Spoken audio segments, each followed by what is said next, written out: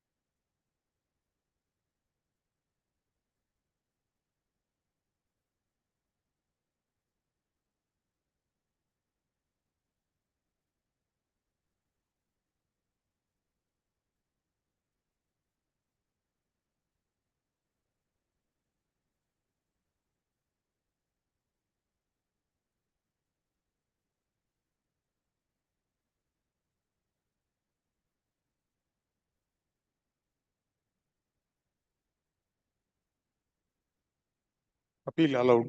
I'm great.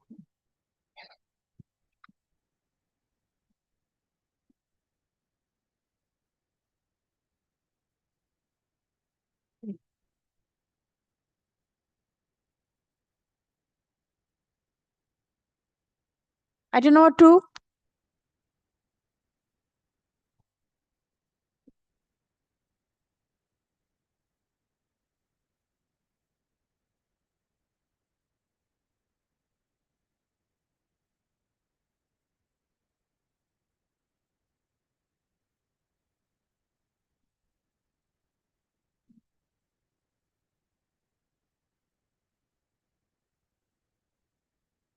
लगेगा नहीं ना।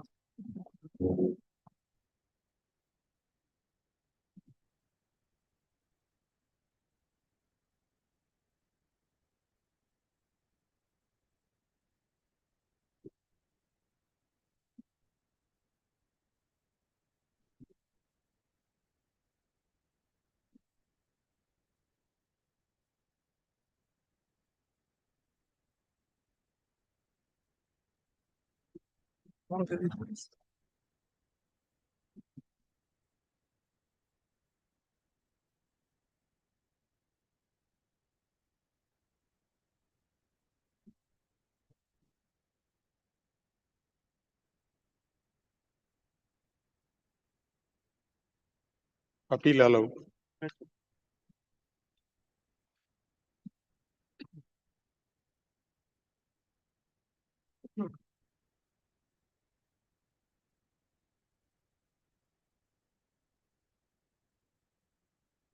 Item number 3. But I'm appealing in this case, not. But I have written instruction regarding tax effect, not tax effect in the You got written instruction. written instruction. Not but paper book. There was direction of filing a paper book. Not paper was paper, not. There to keep Yes. the paper. This appeal, sir, this first paragraph you take. The learned advocate appearing for. No, the appeal was admitted on the following substantial questions of law. The learned advocate appearing for the appellant department has written instructions. But I'll submit in course of half an hour. Written instruction Yes, yes. No, this is the written instruction. given by They can. Abhishek. the Deputy Commissioner of Income Tax, Headquarters 5, Kolkata, dated 28/7/2025, stating that the tax effect involved in this appeal is below the threshold limit as stipulated in the circular number 9 of 2024, dated 17/9/2024, and that the case does not fall under any one of the exceptional clauses. In the light of the same, the revenue cannot pursue this appeal any further, and accordingly the appeal stands disposed of on the ground of low tax effect. The substantial questions of law which were admitted for consideration are left open. But grateful. The written instructions given by the department is kept on record. I'm grateful.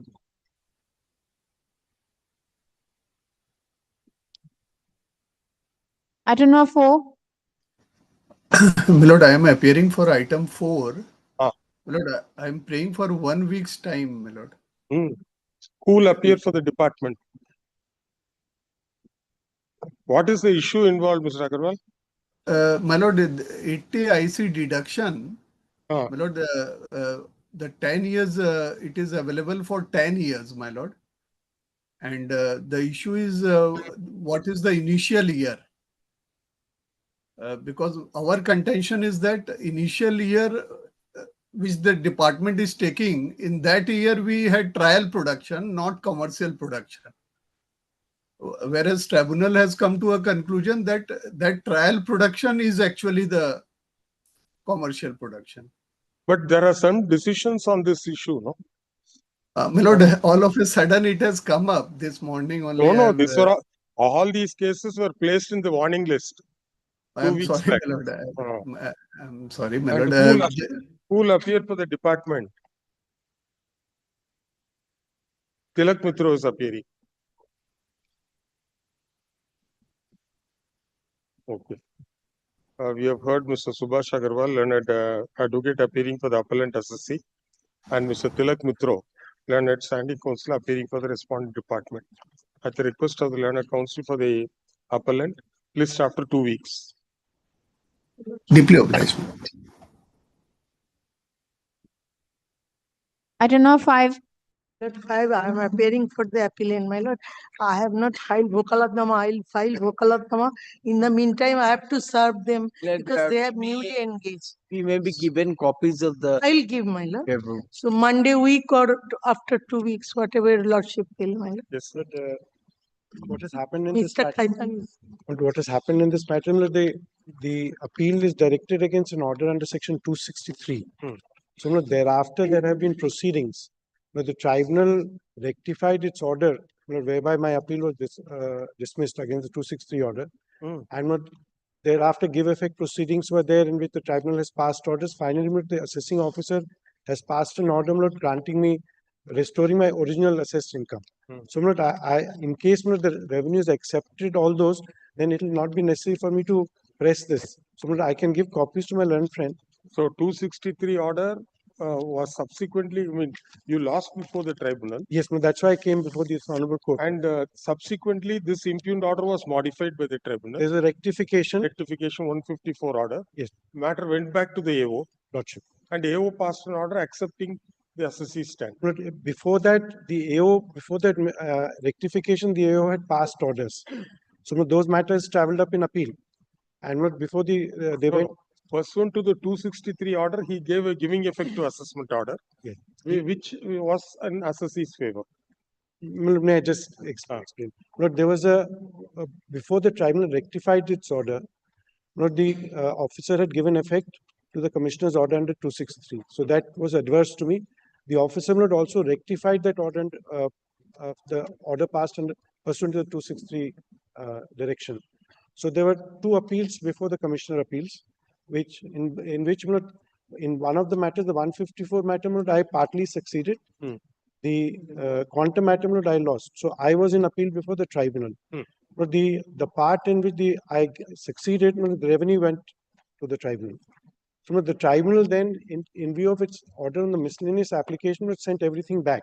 They said, now these orders don't survive. The direction in the miscellaneous has to be taken into account. Thereafter, the officer has passed this order whereby he's accepted my originally assessed income. So so it has gone in my. That has not been challenged. Yes, ma'am. Then this nothing further would remain. So those orders of the tribunal and the give effect order of the assessing officer, that's what they need to check. But if you can give them copies of those orders. I have. Then nothing remains of this appeal. No, you need to verify Yes. whether as against the assessment order passed in the 3rd round. Yes. 3rd round. Yes. Whether the department has preferred any appeal or not. The paperwork I will give, my lord. I will. Ms. Swapna Das and Siddharth Das accept notice for the appellant and seek time to file wakalatnama. We have heard Mr. J.P. Khaitan appearing, senior advocate appearing for the appellant SSC. and Mr. Aryak Dutt and Prithu Jorial and Senior Standing Counsel appearing for the respondent department. Let copies of the appeal papers be served on the learned advocate for the respondent department. Para. It is submitted by the learned senior advocate appearing for the appellant SSC that pursuant to orders passed by the learned tribunal in the third round, and the tribunal, the assessing officer has passed an order which was in favor of the assessee, and till date the assessee favor of the assessee, and the same has attained to finality. The learned advocate appearing for the respondent department seeks time to verify and get instruction in this regard. Let the matter appear after 2 weeks. Grateful, man.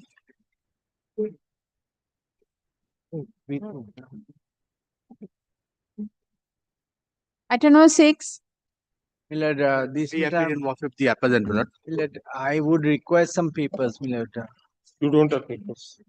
Milord, I have handed up the copy of the judgments I rely on, and I'll readily serve a copy. Issue is very small. Actually, can you take it up tomorrow or day after tomorrow? Because the issue is whether. Oh, I'm sorry. Next week.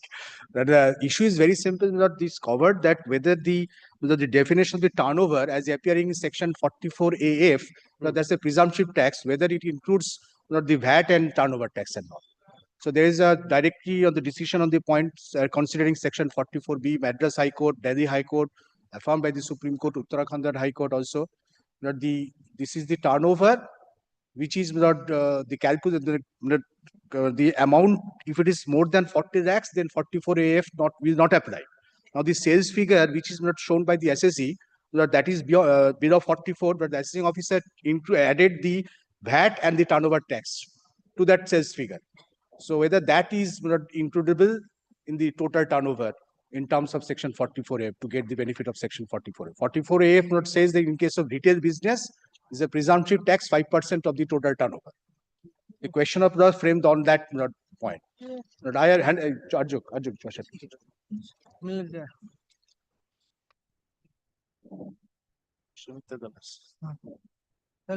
No, I think it's the previous matter. It is adjourned by 2 weeks. Well, No. Not, item number 4, my letter was. I would have appeared. 4 is adjourned. This is You have marked your appearance. You have heard so and so. Mr. Aryak Dutt, the learned senior standing counsel, accepts notice for the respondent department. Let copies of the informal paper, copies of the stay application. Paper book has not been filed. No, it was dispensed with, I believe, my lord. At the time of admission of this Copy of appeal, it the was stay dispensed. application along with annexures be served on the learned advocate for the respondent department. List the matter after 2 weeks. In the meantime, let him go through it. But it may be taken up next week, subject to He has to get ready. You just give him the citation also. I have given copies. he has given copies. Copies I've given. You show that you My have got lord. copies for us? No. No, I have the copies.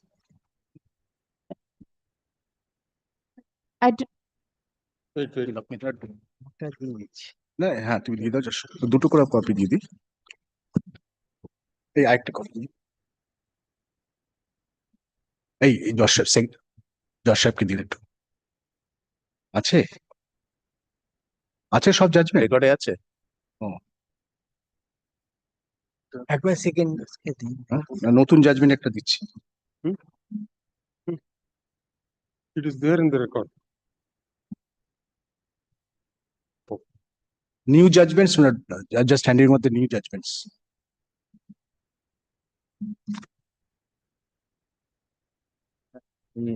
কাগজে copy দিয়ে দিও হ্যাঁ আমি করব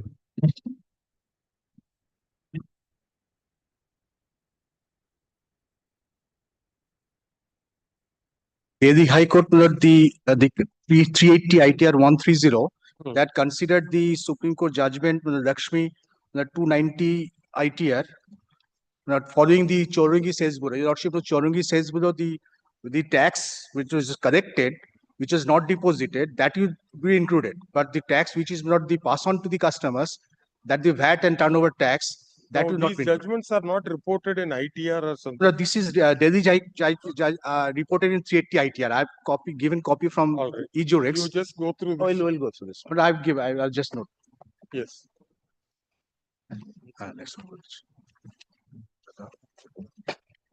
ঠিক আছে, রেকর্ডটা দেখে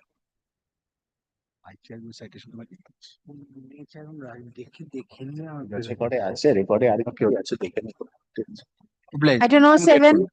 Not 7, not I am also appearing. Not this matter, not the original issue, which was not in case of. I am read by mistake. With my lord's leave, not here, not the assessee had claimed exemption as a charitable trust. So not that registration was an issue, not the matter at one stage not stood remanded by the tribunal to the commissioner. So not during that time, not the assessment had progressed. Not the commissioner appeal in the absence of registration not examined my contention as to whether the amount is a capital receipt or a revenue receipt. But he held that it's a capital receipt. Now, so the revenue not appealed before the tribunal. And the tribunal remanded the matter back to the commissioner appeals as if the commissioner appeals had decided my case on the basis of that section 11 provision, whereas the decision was not on that basis. It was on independent of that, the commissioner had considered whether it's a capital or revenue. Now, the subsequent development is the appeal was admitted, therefore, by our court because of the order which was in my favor that was set aside and it was sent back.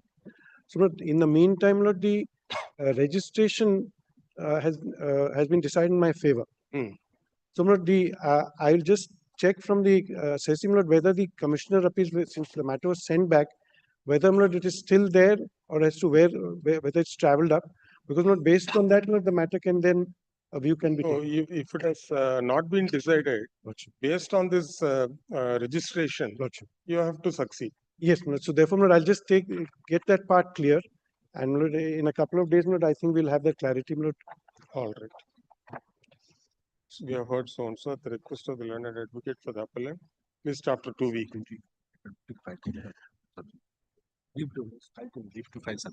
But the subsequent registration orders, that we put it in a supplementary paper book. It's already been served. You give a compilation, white paper book. I will do that. The appellant assessee is granted liberty to file a compilation containing the relevant orders passed during the pendency of this appeal. Lodge, I'm great. Next. I don't know, 8.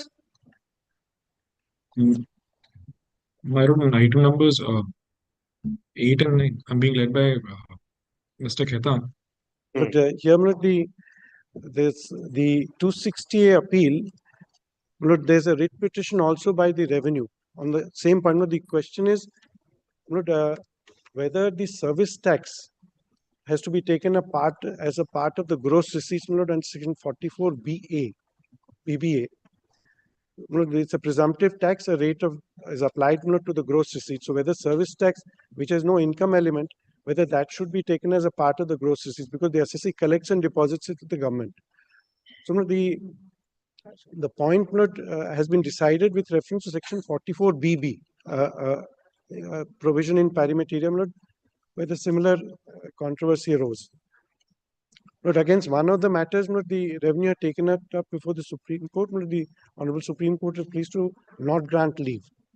So that's how it rests. The direction when this appeal was admitted was that the writ petition should also be taken up together. That writ petition today is not in the list. So I was saying there in the list.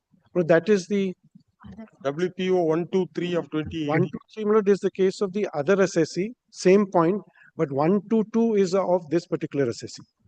And why this has been clubbed along with? This is sister. Your Lordship, if I may indicate with the leave of my senior, if I may indicate. Yes. Your Lordship, actually, there are multiple matters. Your Lordship, WPO 122, which has not been listed, Your Lordship, that is of Cathay Pacific Airlines. Your Lordship, that is the lead matter. WPO 123 is of Hong Kong Dragon Airlines, which is appearing before my lords, which is of a sister concern, same issue involved, Your Lordship. And one of the appeals which has been filed by the department against the tribunal's order. My lord, that is before my lords. But there are multiple other appeals, your lordship, that has also not been placed, although there were orders at the time of admission for all of them to be tagged along. It's a short matter, my lord. It can be done on Monday itself if they all are listed. At least today, my lord, we are lacking because that 122 is not in the list. All right. List along with WPO 122 of 2018. And there are 3 other appeals, same point, subsequent years. And so on. So you get all the numbers next week. Next week you give a date. Lordship. I'm great. Grateful.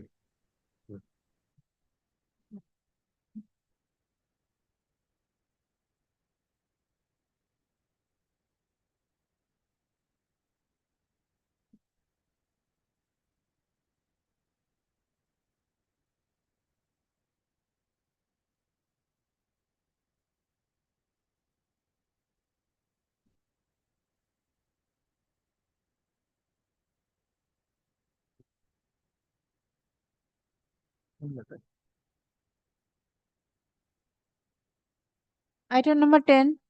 Yes. My lord, I beg to appear on behalf of the appellant department. My lord, we have filed a short list of dates for your lordship's consideration. List of dates.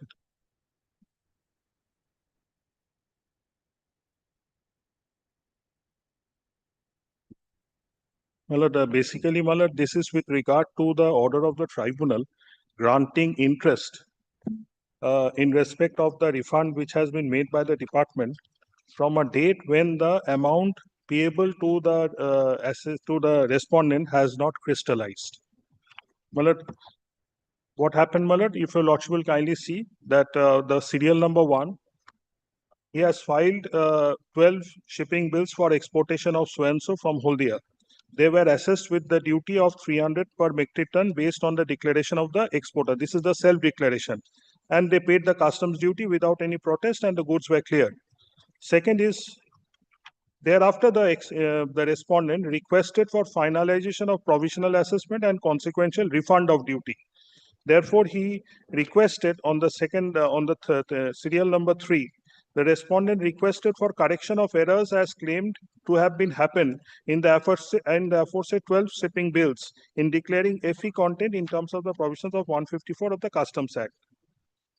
Again, request for correction was made on 7/12.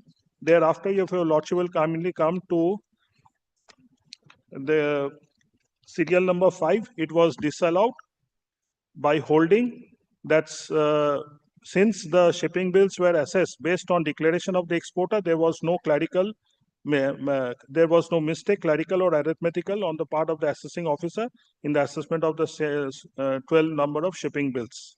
Thereafter, the same was challenged before the appellate authority. The appellate authority, this date is very important in serial number 6, set aside the decision and directed the lower authority to dispose of the representation of the appellant to determine, it should be respondent, to determine whether the case of the respondent fits in errors arising out of omissions.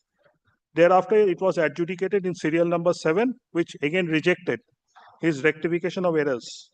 Subsequently, in serial number 8, the appellate authority confirmed the serial number 7 order with regard to the adjudication order, whereby it upheld the order of the lower authority. Then in 2016, it went on in appeal before the tribunal. In serial number 10, the tribunal set aside the order in appeal and remanded back to the original authority with a direction to pass a speaking order finalizing the assessments. Thereafter, there were representations for doing so. In serial number 11, the date which is starting at 5/8/2022, they filed a formal refund application in prescribed format for refund of an amount of 6 crore 93 lakhs. Well, it is very important because it is a statutory application. Thereafter, the dates, there were requests. In serial number 13, there was again a rejection order. Thereafter, they again went before the tribunal. Thereafter, in serial number 15, writ petition was filed against the refund rejection, and ultimately in the serial number 16 and 17, both the CASTA, which has been filed by the department, and the WPO, which has been filed at the instance of the writ petitioner, was allowed. The writ petition was allowed, directing to implement. Thereafter, my lord, in serial number 18, 5/9/2023, the sanction order was granted. My lord, this sanction order vis-a-vis serial number 6/10/2020. My lord, serial number 6. This date is very important because the tribunal said that you need to pay the interest from this date. The tribunal, while examining the matter by a judgment of running to many pages, said that you give the interest from this date. No, near dates and events, you say tribunal allowed the appeal and interest from 11/1/2011. From 3 months. 3 months from the date of from the the first date- order in appeal. first order in sir, appeal. okay. 3 months from this. This was construed to be, well, the statutory provisions under section 27. Lordship will kindly see. There was no consideration. My lord, kindly see in what manner the claim of refund of duty has to be done.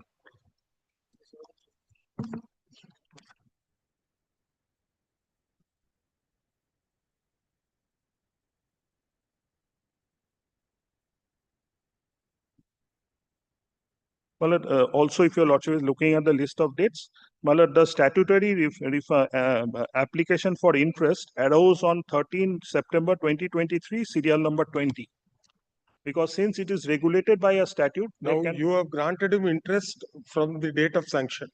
no, my lord, we have immediately, my lord, kindly see serial number 17 and So 18. refund was sanctioned on 5/9/2023. Yes.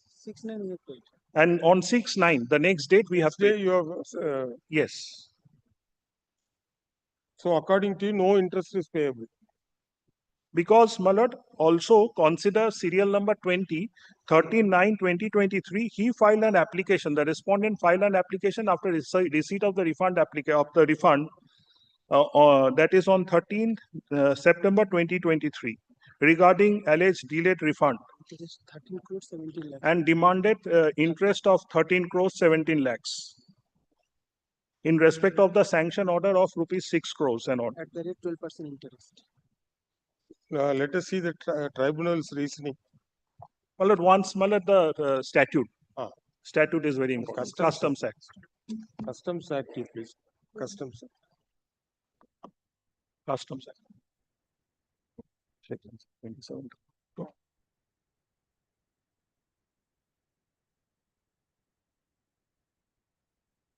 अच्छा उधर का अच्छा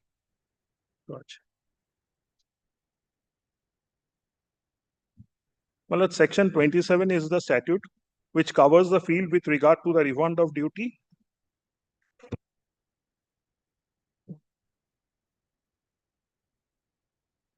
Any person, subsection 1, any person claiming for refund of any duty or interest paid by him, bought by him, may make an application in such manner and form. Therefore, the application is a statutory mandate.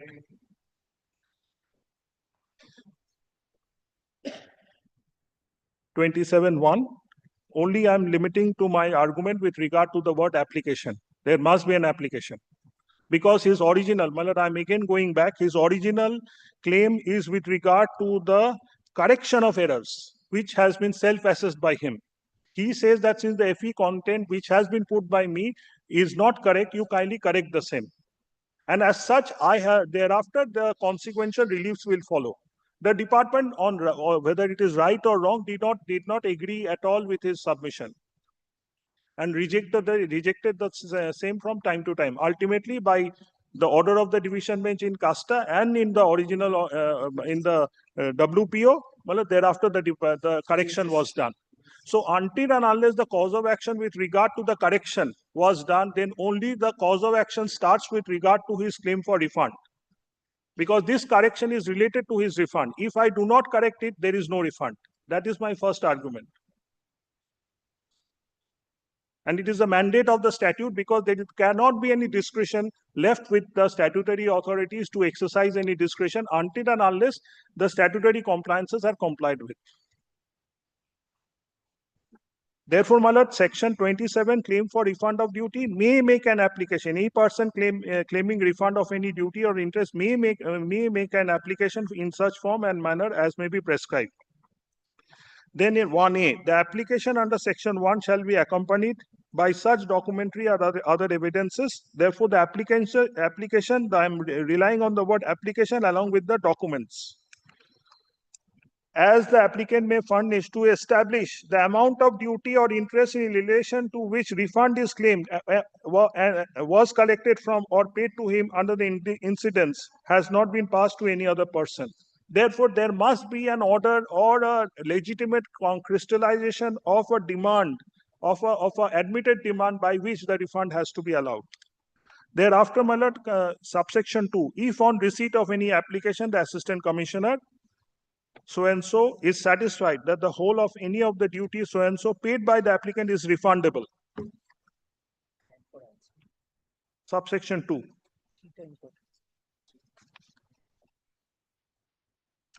Thereafter, my lord, subsection 3, notwithstanding anything to the contrary contained in any judgment so and so in any court or regulations, no refund shall be made except as provided in subsection 2. Therefore, my statutory mandate says upon the department that you must have an application. First, you must have a legitimate demand by which you can claim the money that it should be paid to you. Thereafter, you must file an application. Thereafter, the authority concerned will consider whether the refund should be allowed or not. This is my statutory mandate. And thereafter, the notwithstanding is very important because the tribunal did not consider it because no refund shall be made. Well, let kindly come to the next subsection for once, 27A, interest on delayed refunds.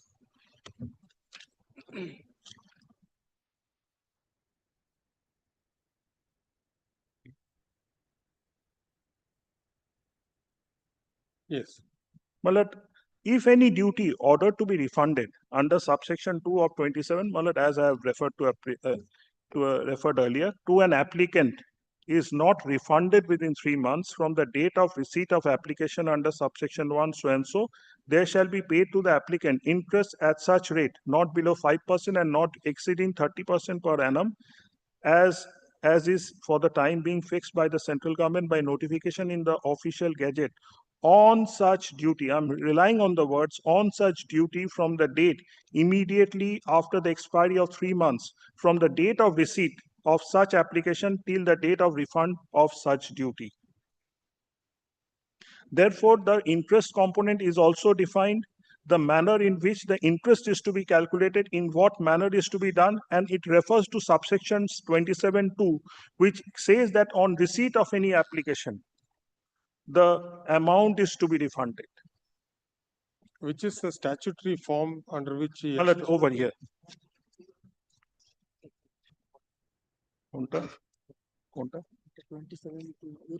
forms will not be available in this. Well, 27A proviso is also important.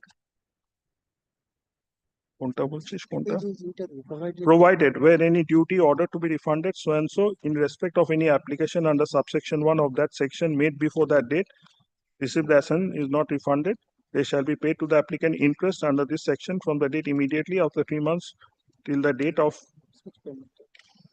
No. 27(1) says any person claiming refund of any duty or interest paid by him or borne by him may make an application in such form and manner. So, which is the statutory form? Yes. 10. Lordship, the form is appearing in the stay application. Page. Page, Lordship. This is the forming part of the letter, page 78, Lordship. Page 79, in fact, Lordship. Page 79 of the stay application, volume 1.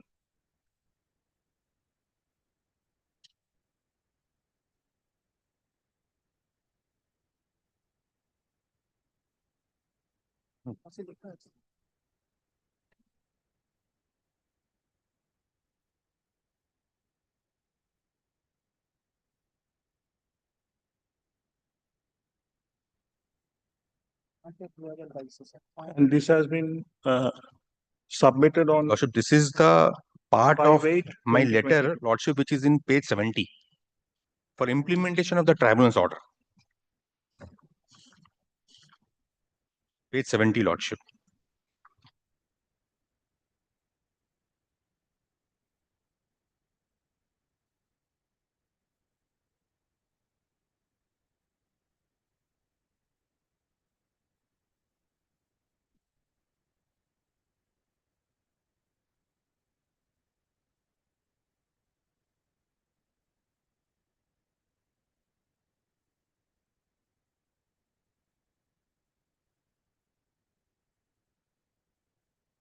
Thereafter, the application was rejected by order dated 5/1/23, against which you had filed an appeal to the tribunal. Lordship. No, Lordship. Thereafter, Lordship, I filed a writ petition. Writ petition. And Lordship, before that, there was a division bench order, Lordship, which was filed by the revenue challenging the tribunal's order. Division bench order is appearing in page 100, Lordship. 100. They filed a writ petition, is it? Lordship, against the rejection of my refund claim. No, By the tribunal. The department. Well, the CASTA was filed by the department against serial number 14. That is the tribunal's order dated 17th January 2023. Serial number 14 of the list of dates.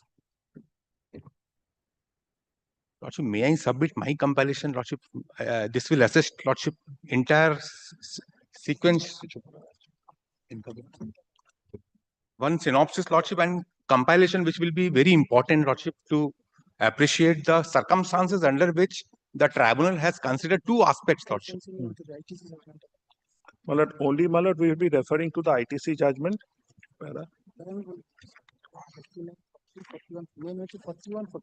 41 and 47. Para 41 and 47. ITC judgment, Lordship, I have enclosed in my compilation as well. I have enclosed in my compilation. No, ITC has not been enclosed. So I'm sorry. This has been considered in subsequent judgments.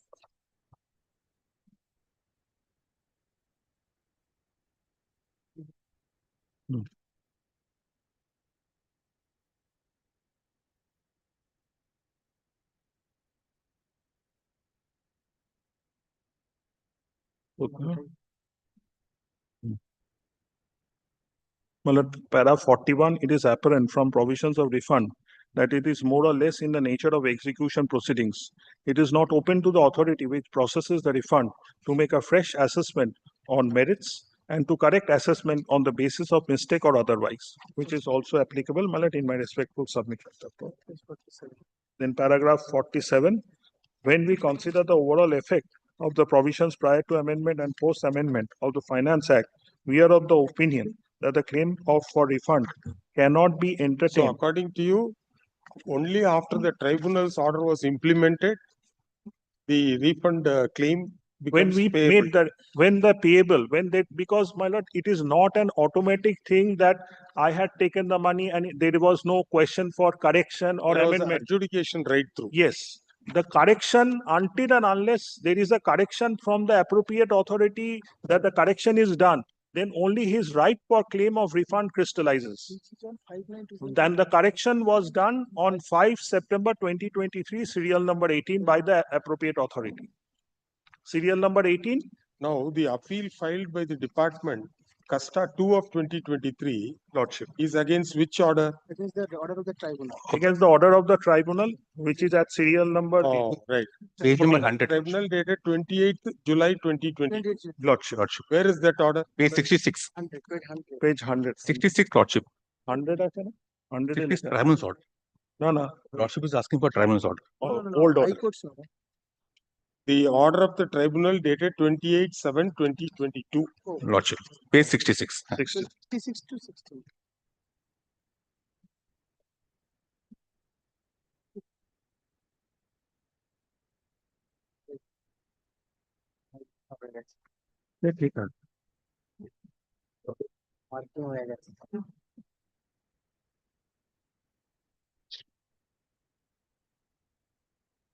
Page 69, Mala, kindly pardon us, there is some noting by us, my lord, kindly pardon us.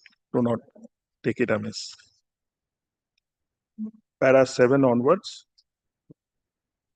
So the directive So para 5, Lordship. finalize the assessment, but in the final order saying that no, this is not a final, this is the final assessment. We are of the All- clear view that the impugned order has to be set aside with a direction to the lower authority to finalize the assessment adhering to the guidelines of the Honorable's Apex Court in the case of so-and-so.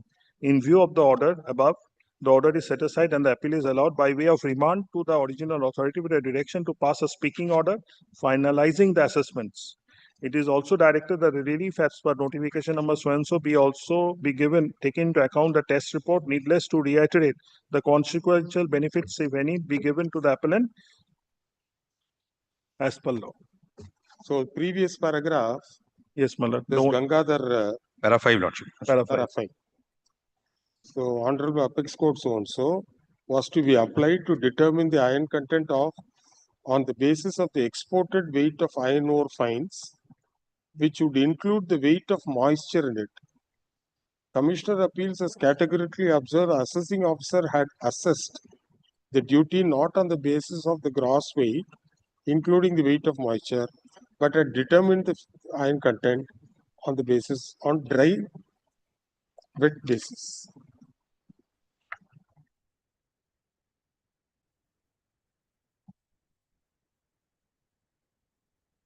Lordship, before that, Lordship, may I kindly submit, Lordship?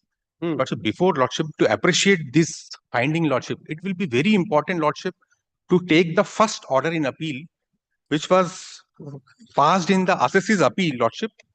The first order whereby my rectification was rejected is in page 34. Hmm. Page 34, Lordship. That is the first order. I will refer as a first order whereby my rectification was rejected. Hmm.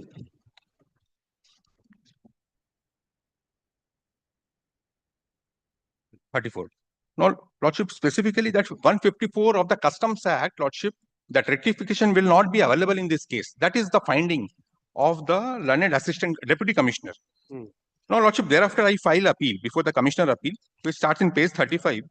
Lordship, relevant para will be para 5, Lordship, which is in page 37. The finding starts. Page 37. Hmm. Yes. I have gone through the grounds of appeal, submissions made at the time of hearing, and all other evidence on record. As seen from the facts reproduced above, in terms of the Supreme Court decision in the case of Gangadhar so-and-so, the Fe, iron content, is required to be determined on the basis of exported weight of iron ore fines, which would include the weight of moisture in it. It is seen that the assessing officer has assessed the duty only not on the basis of the gross weight, that is including the weight of the moisture, and hereby determining the Fe content, but by taking the ratio of the Supreme Court decision in this is I am so sorry, Lordship. This is contrary to the ratio of the Supreme Court decision in Gangadhar Supra. These assessments should thus be done by first determining the iron content as above based on the ratio of the Supreme Court decision. Thereafter, duty leviable should be determined. Lordship, this is very important observation. In the case of the appellant, then Lordship, I will skip those 154. Then Lordship, paragraph 9, the learned commissioner appeal took note of under which circumstances the Kerala High Court has granted rectification. Para 9, 10, Lordship. Then Lordship, the matter was remanded. In the last portion, Lordship, para 10 is the final. After setting aside the decision under the impugned letter dated 4th of June 2010, I order that the lower authority shall dispose of the representation of the appellant under various letters to determine whether the case of the appellant fits in under errors arising out of omission. In doing so, the lower authority should consider the ratio of the judgment referred to the above and meanings given to the term omission in various dictionaries and thereafter give decision and after providing opportunity of the no, Lordship. Therefore, the original authority was given liberty to consider, because you relied on Kerala decision in aluminum industries. Lordship, So they pointed out about 4 types of errors. Lordship, So after setting aside the decision under the impugned letter, I order that the lower authority shall dispose of the representation of Presentations. appellant under various letters and determine whether the case of the appellant fits under the errors arising out of omission. Omission. That is very important. Lordship, So therefore, there is no positive direction, but he said that you consider Gangadhar and then take a decision. Lordship. No, Lordship, there was no open remand, Lordship. This will be my humble submission. Because, Lordship, whatever was there on the record, that should have been considered because, According to you, it is a positive direction. Lordship, Lordship. No, Lordship, because Gangadhar decision was already there when I made export. That is correct, sir. Ah. Gangadhar decision was a guiding factor as to how you will compute the iron content. But the issue is under 154 whether it can be done. Lordship, For which you relied upon aluminum industries, etc., Bennett and Coleman or some other decision. Lordship, And the court took note of that as well as the dictionary meaning, etc., set aside the order, sent it back. To do what? To determine whether the case of the appellant fits under the errors arising out of omission. admittedly, Lordship. No, Lordship, in the remand proceedings, Lordship, after 4.5 years, this issue was taken up, Lordship, which is in page 41. So according to you, he had no other option except to apply Gangadhar and do it. Lordship, subject to that, it fits under section 154. That is my humble submission, Lordship. Now, Lordship, in the remand proceedings, the learned assistant commissioner in the order which starts from page 41, Lordship, went into the consideration whether the assessee has challenged this assessment by filing an appeal under section 128. That's what ITC says. Lordship, I will come to that, Lordship. ITC, Lordship, is not applicable, Lordship. I will satisfy my Lord why it is not applicable. When 154 is available, Lordship, ITC will not be applicable. Okay. That is, even the Lordship department is also accepting thereafter. It has been issued, the circulars have also been issued. Now, Lordship, the remand order is in page 41.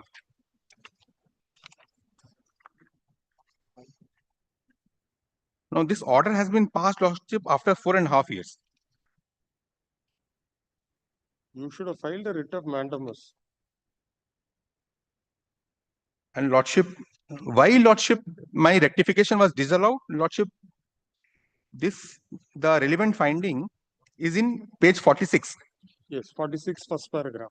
First para, I have also seen that the same goods are also exported by Shipping bill dated May 2008, so and so, wherein they have declared FE percentage in actual received condition, that is wet basis, including moisture, and also mentioned applicable rate of duty as rupees 50 per ton. However, the assessing officer ignored the declaration and assessed the goods considering FE content on dry metric ton DMT basis, and the exporter have challenged the assessment in appeal under 128 of the Customs Act. Whereas the instant case, the exporter declared FE content on DMT basis, asking for exemption benefit by invoking 154 of the Act. The exporter should have declared the FE content in actual received basis in weight basis to avail the exemption benefit under so and so notification. Then, Lordship, in para 10, 9.10, Lordship, my rectification has been disallowed. Now, Lordship, before that, Lordship, I wanted to, Lordship, submit one vital fact. Lordship, may kindly take the preceding page of the very same order. But whether 154 can be invoked at your instance? Lordship, that had been done, Lordship. Subsequently, in 2023, by virtue of which the rectification has been allowed in 2023, 5th of September 2023, the learned assistant commissioner has held entire material was available way back in 2009, applying the Gangadhar decision. That should have, weight metric ton should have been followed, and therefore there is a mistake in the making of assessment. Lordship, I will come later on, Lordship. No, Lordship, before that, Lordship, it is very important when this order, Lordship, remand order in 2015, Lordship, the learned assistant commissioner was aware of the fact that in my own case, Lordship, as well as there were circulars of the board, that how the assessments have to be undertaken, Lordship, kindly take page 44 for a moment. page 44, Lordship. The very same order, Roman 8.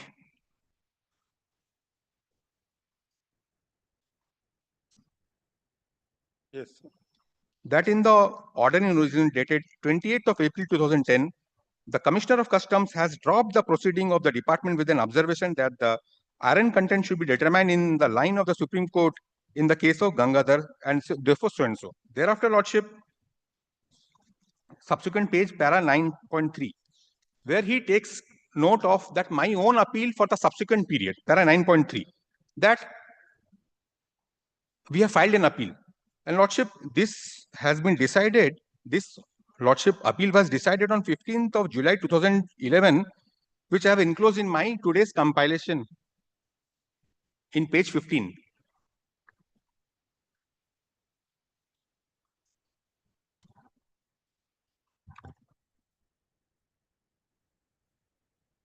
In my own case, Lordship, my appeal was allowed.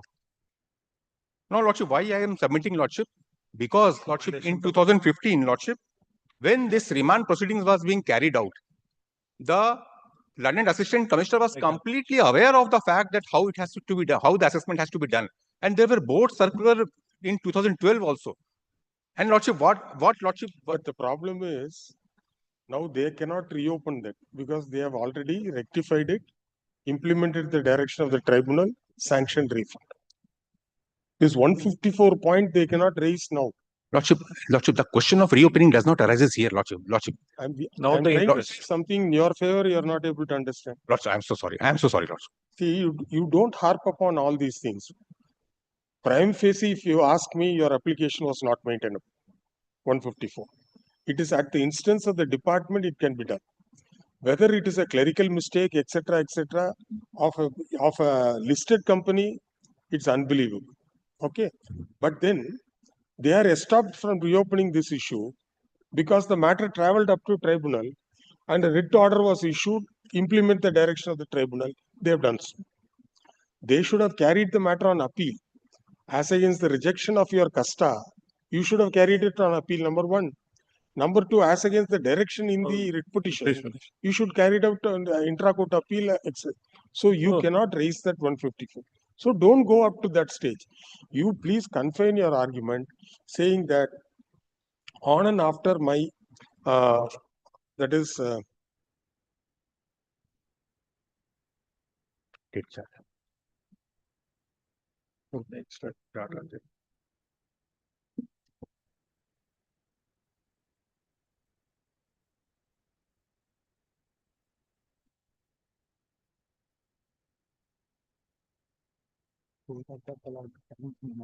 your claim for interest crystallizes on the date when the Commissioner of Customs allowed your appeal, set aside the assessment's or adjudicating of the authority's order, and directed him to redo the matter, which you just now read at page 40. Correct. Page 36. That order starts at page 41. So if you take that date, 6/10/2010, 3 months from that date, 11/10/2010. that's a short issue. Don't go on. You are giving written notes here, 7 pages, single line spacing, back to back. What is all this? So therefore, whether your claim crystallized on the date when Commissioner appeals allowed the, that's the only issue on that. What is the question of law you have suggested? Yes, ma'am. Para 30, that is at page 26.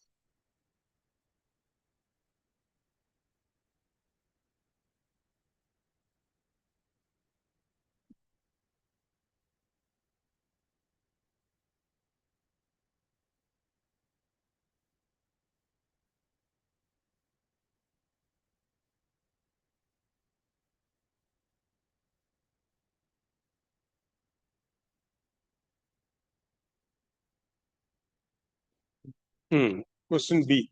Yes, ma'am. Their case is very simple. Your excess duty to be refunded is crystallized only on 5/9/2023. According to you, it crystallized on the date of the Commissioner Appeals order. And straight away take us through the finding of the tribunal in that regard. That's it. Well, let it be admitted, madam. Let the appeal, your lordship is admitted. I thought both of you are arguing the. Yes, madam. Yeah.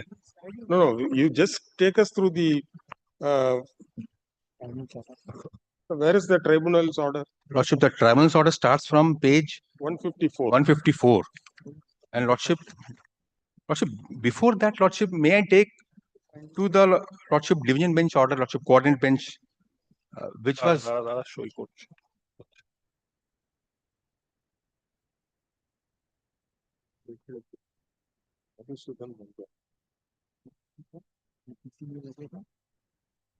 Where is the division bench order? Page 100, Lordship, in volume 1.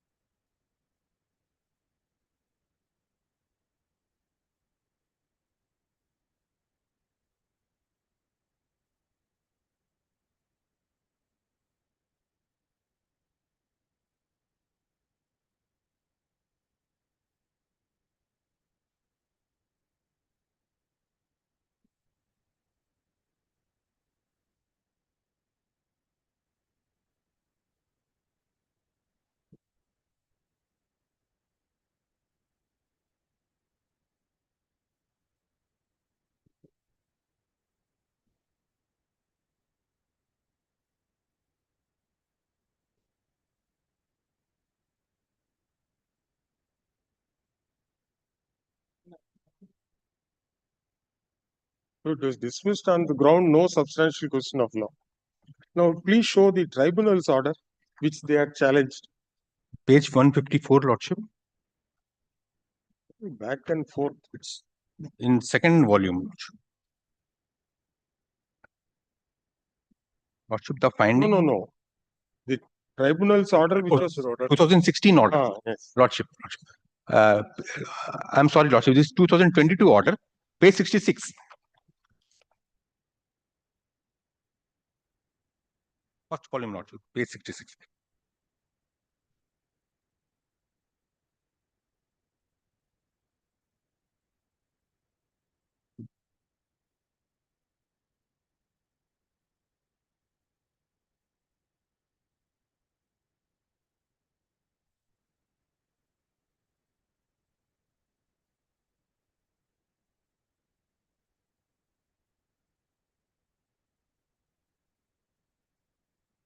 Oh, this is the second row. Second row. First, it was remanded. Once again, Assistant Commissioner rejected it, as against which you filed an appeal. Lordship, this is second row. Then went in appeal. Assistant Commissioner rejected. Appellate Authority also rejected. Rejected as against the Commissioner Appeals order. They came up in appeal. 13/5/16, you had filed. Lordship. Came up in appeal. The respondent came in appeal. But in this, the tribunal. Page 7, para 7. Oh, they said failure to follow a decision of the apex court is rectifiable under the provisions of Lordship. Lordship. You escaped. That is also debatable, because it is a case of self-assessment. Yes. Lordship, may I humbly submit? No, that's all foreclosed. The academic. See, you have succeeded, gone is gone. They missed the bus. But this has been considered by Lordship, the coordinate bench, in the Lordship page number 100. That there has been an amendment in section 17, assessment, Lordship. There has been a radical change in the manner of the duty. That's what the tribunal, division bench says. It can be only prospective. Yes, Lordship. And Lordship, before that, Lordship, what used to happen, Lordship, that the authority will make an assessment of the correct duty payable. Thereafter, Lordship, in 2011, Lordship, there was a change that permitted the self-assessment by the assessee. So that provision was introduced only in 2011, Lordship. 2011. Lordship, that is in page 139, my compilation. With effect from 8/4/2011. Lordship. And therefore, these imports were prior to Prior. 2011. Lordship. So therefore, the unamended section alone will prevail. Lordship. But what was the date on which you filed the bill of entry? 2008, Lordship. These are all 12 exports. 2007-8. But then how did they accept your self-assessment? Or Lordship. it is technically not a self-assessment. Lordship. You computed this? It is not a self-assessment, Lordship. That is my humble sum. Because, Lordship, what happened in the shipping bill, I duly mentioned that this is the Fe content in dry, this is the moisture, and how the wet metric ton has to be assessed. All disclosures were there in the shipping bill itself. So he did not apply the law properly. Lordship. And as a result, the mistake occurred. Lordship. That mistake has happened, which could have been rectified But then on my application. You now date back your claim for interest to 3 months from 6/10/2010. Lordship, in that Because case, until then, the matter was in court. Before the department, you lost. Before and the second round, before the Assistant Commissioner, before the Commissioner Appeals. But you succeeded before the tribunal. Lordship, under the, Correct or wrong? Lordship, yes, Lordship. Lordship. That is a fact, Lordship. Yes, that's what you are trying to. Yes. Please correct us if you are wrong. No, Lordship. See, your thought process should be on the level of the bench. Yes, Lordship. You I start apologize. thinking on the way to Delhi. I apologize, Lordship. I apologize. So let us be grounded here. We are in Calcutta. So up to the department and the Commission of Appeals, you lost. You filed appeal before the tribunal, you succeeded. They carried the matter and appeal before the division bench, they lost. Then in the meantime, your writ petition was also pending. Direction was issued, implement the order of the tribunal. They implemented, granted refund. When did the cause of action arose for effecting refund? Is it on the date on 5/9/2023 when the bills were reassessed in terms of the directions issued applying Gangadhar decision, or on the as of 6/10/2010? That's the only question. Show us in the impugned order where is the finding that your claim crystallized as on 6/10/2010. Lordship. Tribunal's order, Lordship. The impugned order. Lordship, the tribunal order starts from page 154. Yes. Big compilation.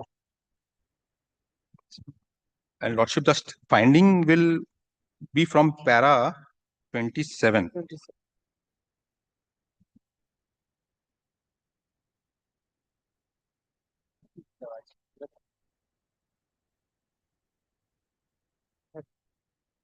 Why the tribunal has,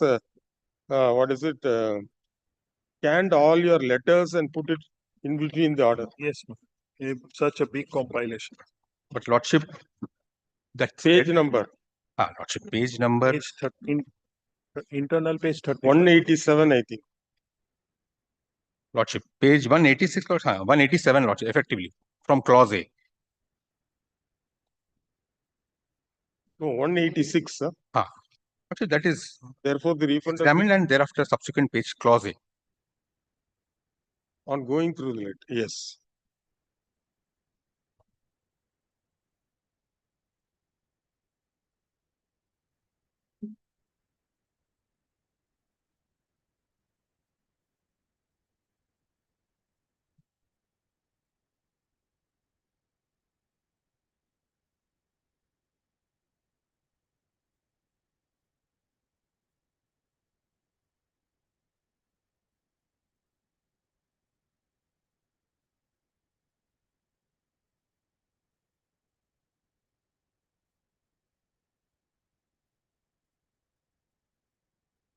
But in clause C, the learned tribunal has noted that there was no requirement to file an application because it is a consequential, because the moment it is rectified, Lordship, that order is rectified, that But that rectification did not happen so moto. It happened pursuant to the direction of the tribunal, which order was affirmed by the division bench. Lordship, And the order of the High Court.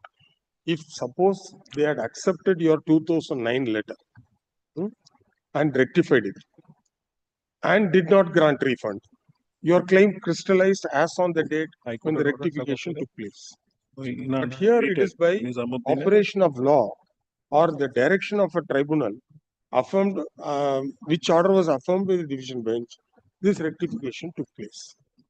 Suppose they had carried the matter on appeal and there was a stay.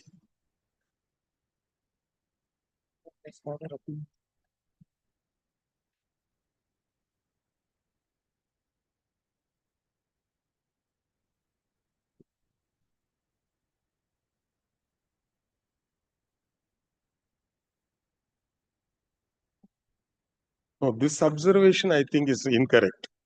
See, based on a letter, refund cannot take place. 27 mandates an application which you have rightly filed. Without an application of how to grant refund. See, assuming the rectification took place, still they can raise a plea of unjust enrichment. So your claim for refund needs to be adjudicated. That stood adjudicated based on what? Not on thin air, based on your application. We have our own doubt regarding this finding.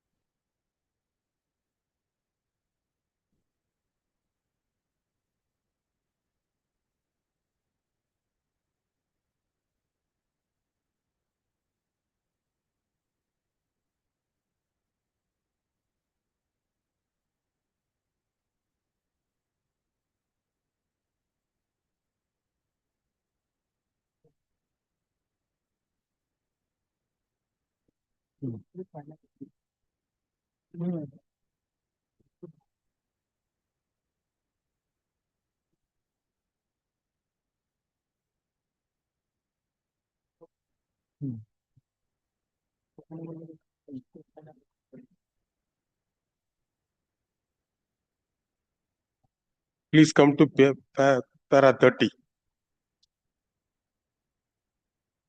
page 189. Lordship.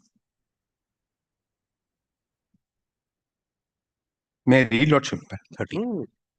After careful analysis of the entire factual matrix, considering the chronological event, finally culminating with the appellants getting the refund, we find that the appellant's letter dated 18th of May 2009, submitted such and such, attains the status of the refund claiming letter.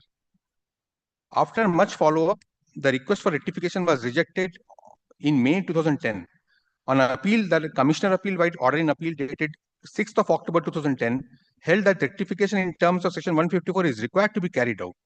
Only for this purpose, the matter was remanded to the adjudicating authority. As has been repeatedly observed above, neither any further appeal was preferred by the revenue, nor the rectification as directed was taken up. The first act was taken up after 4.5 years.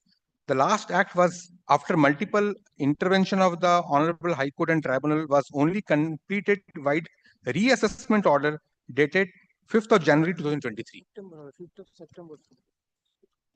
It should be 5th of September. 5th of September. 5th of September. Typographical error.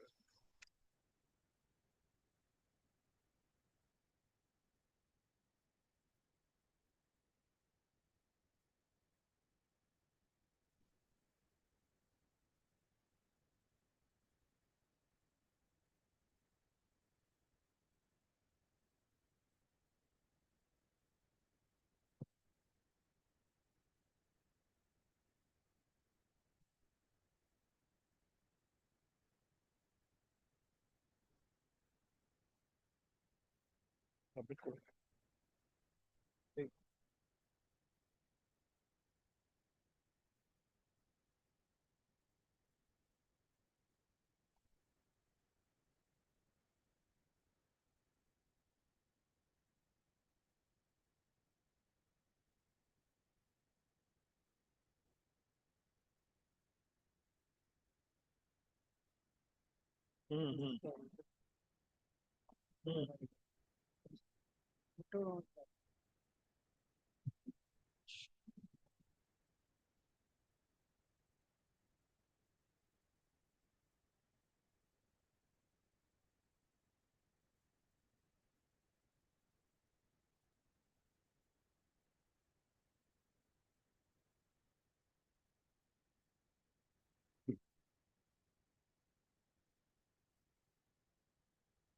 33 is also a wrong finding by the tribunal.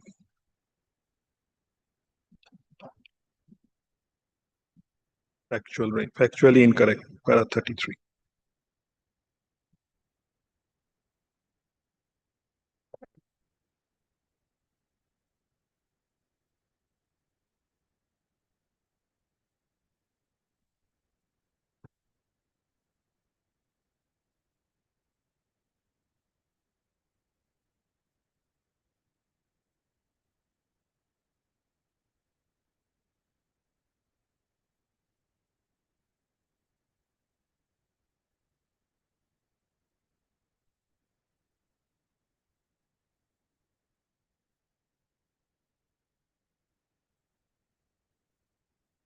Superficial order.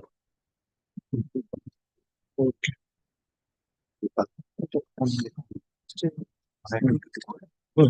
This is still good.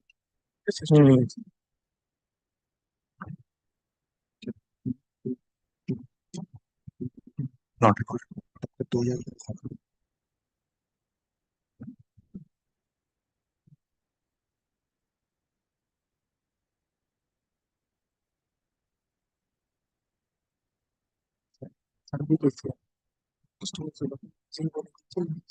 To be decided on merit.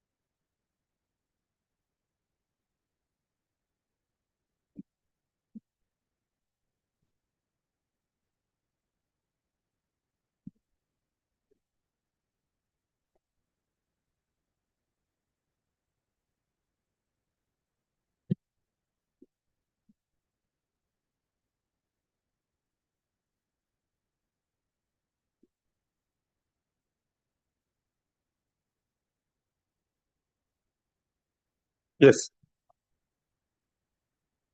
Now, tribunal has followed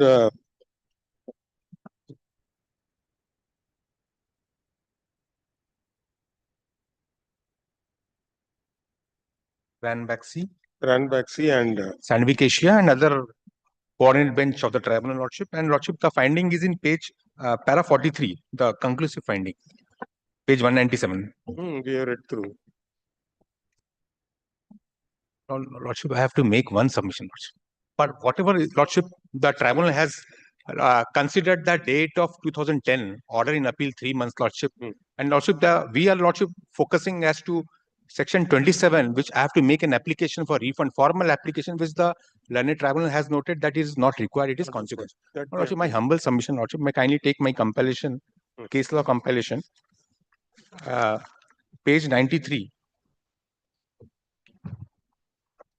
Lordship, my submission, Lordship, is that in this facts, Lordship, section 27 has no applicability because, Lordship, because when it is a case that it becomes refundable consequential under 154, Lordship, because duty was wrongly paid, Lordship, then section 27 will not have any applicability.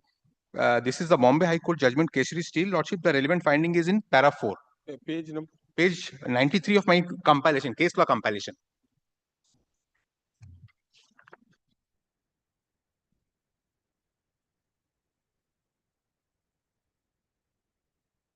Yes. Lordship, para 4.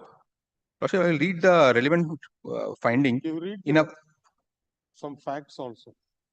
Lordship. Well, para 4 is distinguishable from the case of the petition. Lordship, Because over here, the department admitted that there was a mistake.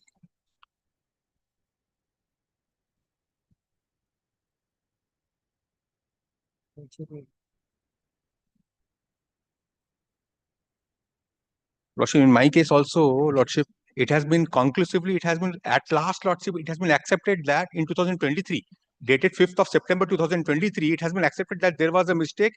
All material was available way back in 2009, Lordship. So, Lordship, if that is the case, Lordship, whatever I make a payment, Lordship, it is a deposit, Lordship. I will show subsequent judgments on this. Now, Lordship, first, Lordship, this is a short order.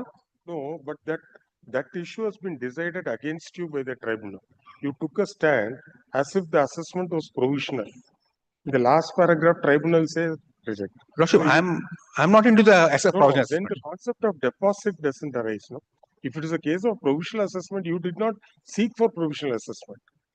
So that finding is against you by the tribunal. My humble submission, Lordship, that is against me, Lordship. I am not into the provisional assessment, but Lordship, section 154 is an independent provision which is always available, Lordship, independent of the provisional assessment.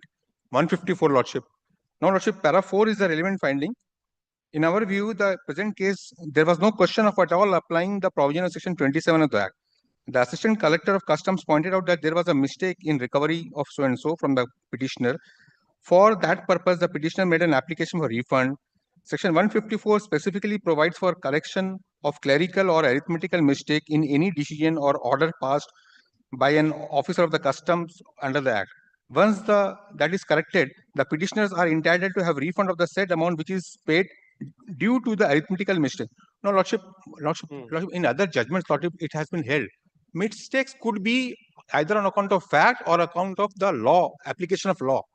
Either of the two things, Lordship, whichever it falls, Lordship, it will fall under 154, which has been conclusively admitted in my proceedings. Now, Lordship, this decision, Lordship, Bombay High Court has been approved by the Supreme Court, Lordship, in the subsequent page. It is SLP has been dismissed on merits.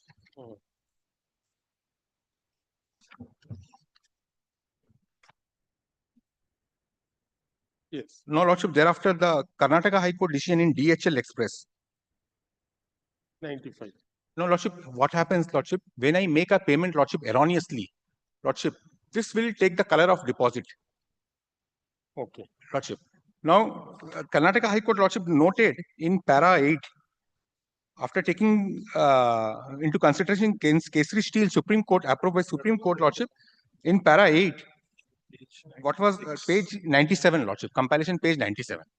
Para 8, Lordship,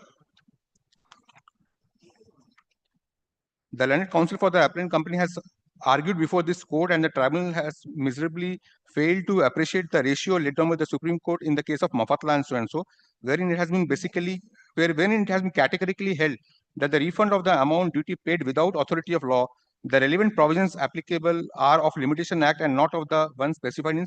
Lordship, I will skip those portions. Now, Lordship, the relevant finding is in page 99, Lordship, para 14.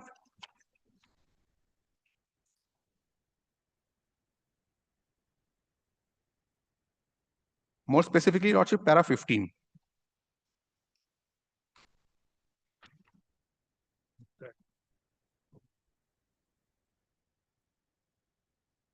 That it is a case of 154, Lordship.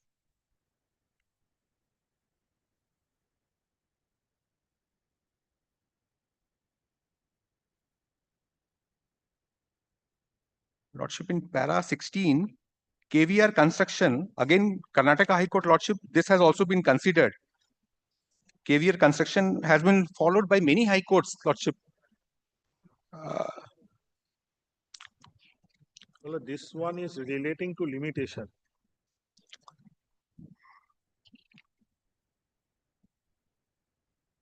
So for the principle that once it is not payable in law, there is no authority for the department to retain the Lordship. No, Lordship, although Lordship, the issue was of limitation, Lordship, that limitation prescribed under section 27 will apply or not, Lordship. The courts have held, Lordship, that there is no applicability of 27 itself, Lordship. So, Lordship, in other judgment, it has been held, Lordship, when the duty is wrongly collected, it cannot be said to be a duty, and therefore, it will be a deposit where the Lordship. You show those decisions. Lordship, the subsequent decision KVR construction is in page 101, a very subsequent page, Lordship. Page 101. And Lordship, kindly take paragraph 18, which is in page 104, the conclusive finding.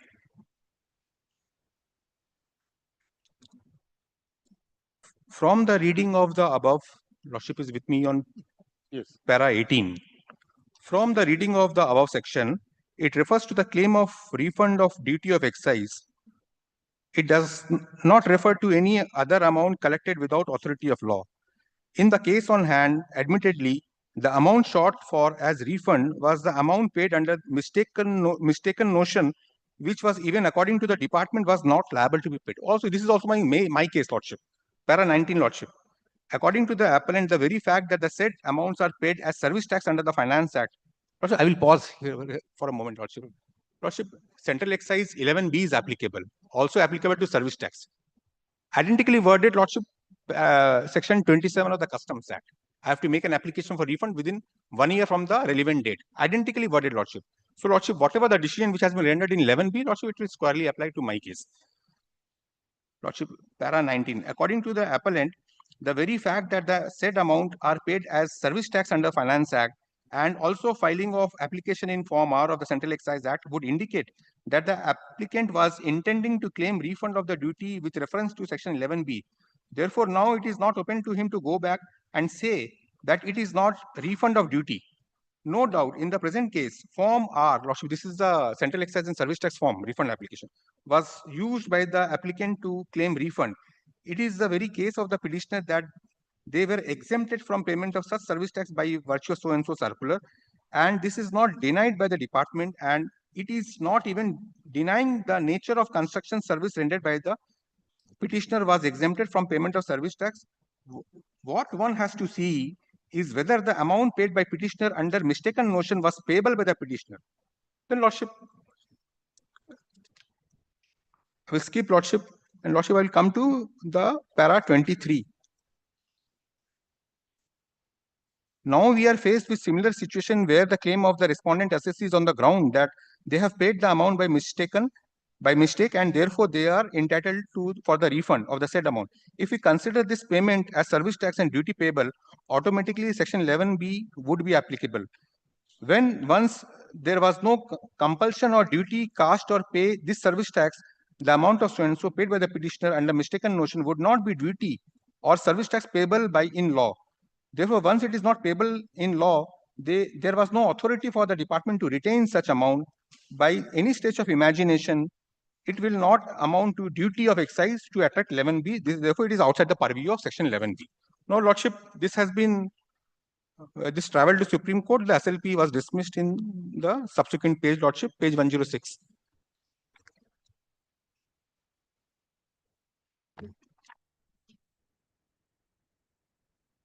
So therefore, it's outside the purview of 11B, outside the purview of section 27 in my case. Now, Lordship, this decision has been further followed by Telangana High Court, Lordship.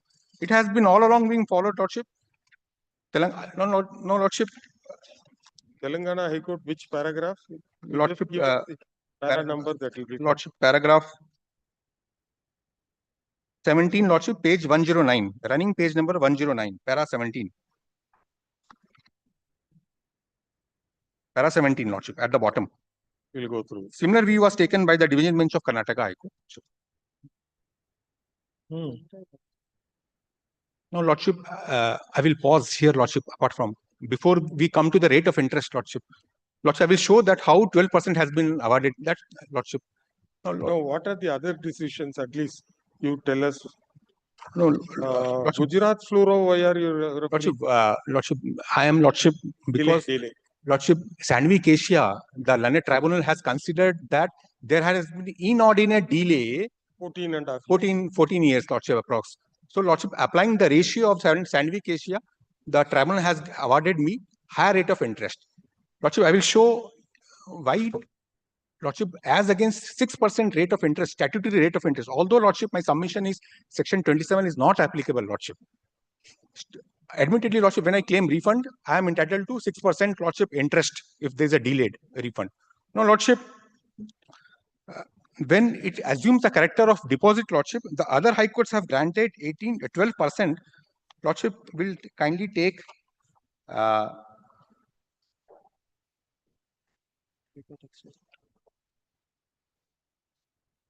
Now, if you are statutorily entitled to 6%, the remaining 6% is interest on interest. Is it payable? No, Lordship, no, Lordship. That is, I will come, Lordship, later on. Before that, Lordship, I will show two judgments.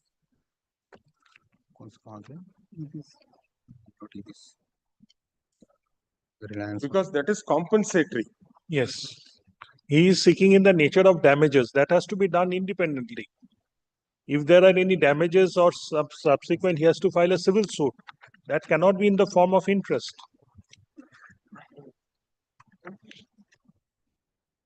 Lordship, kindly take for a moment page 141.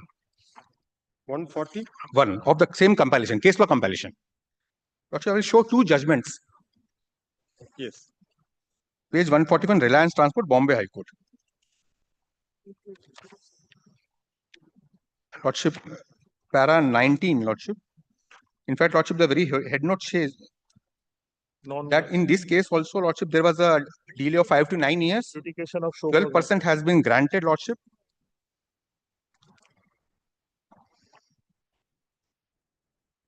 Para 19 and 20. Page 143. Here also the failure to adjudicate for several years. Yes. Lordship. Well, the adjudication has been done, which is distinguishable in the case. 12% they granted. And over here, payment made during investigation. Payment made during investigation. Lordship will kindly see the head note. Refund amount deposited during investigation. Lordship, the Honorable High Court, Lordship, has considered that there has been an inordinate delay, Lordship. That is a more important consideration for awarding higher rate of interest because it assumes the character of deposit. In my case also, no, Lordship, this decision has been followed. Again, Lordship, in page 144, Rachna Garments. Identical view.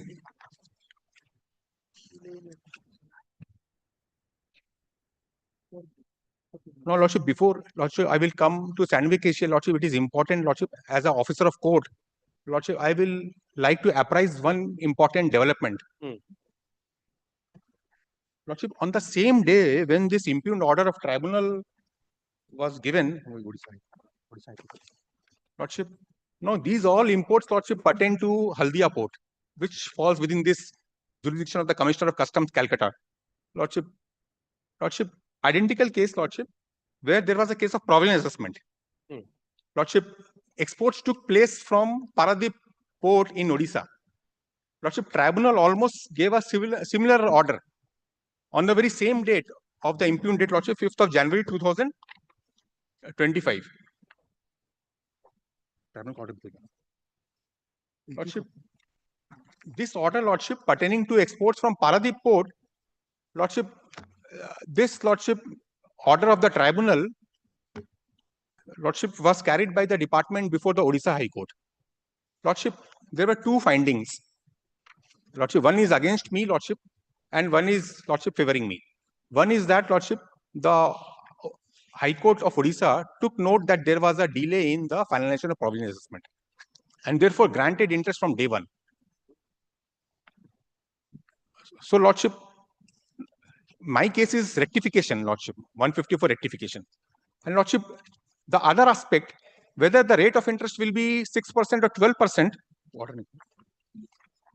Lordship, that, Lordship, the Honorable High Court has held that it cannot be more than statutory rate of interest of 6%. Paragraph 10. Yes. No, Lordship, in this case, Lordship, it will be my humble submission that the Honorable Court might not have been rendered required assistance, Lordship, that 6% rate will not apply here, because 27, Lordship, is not applicable, and so many high courts have already taken a view that higher rate of interest is to be granted to the assessee in such facts of the case. No.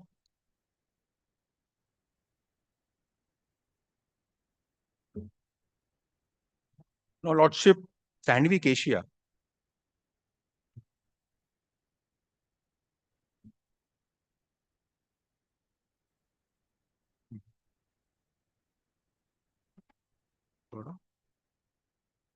Yes.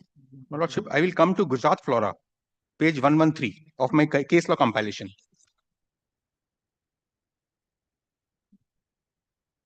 Sandvik Asia is page 25. Lordship, page 25, Sandvik Asia, which the tribunal has considered. You show us the relevant paragraphs. Lordship.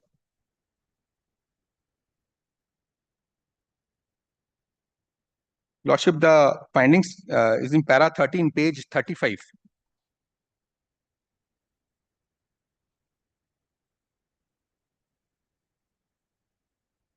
Para 13, Lordship.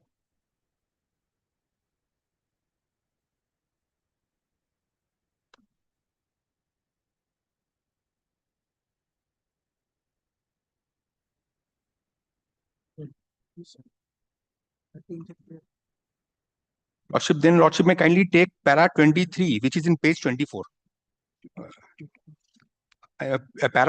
Page 42, I'm sorry, Lordship. Page 42, para 23.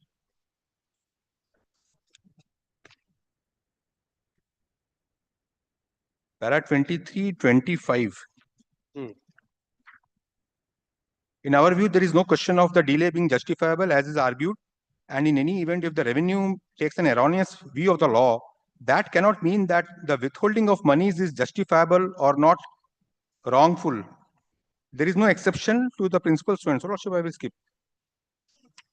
Then, Lordship, para 25. At the initial stage of any proceedings under the Act, and refund will depend on whether any tax has been paid by the assessee in excess of tax actually payable to him. And it is for this reason that Section 237 of the Act is phrased in terms of the tax paid in excess of the amount properly chargeable. It is, however, of importance to appreciate that Section 240 of the Act, which provides for refund by the revenue on appeal, deals with all subsequent stages of our Lordship. Lordship, now Lordship may kindly take para 38, page 45, Lordship.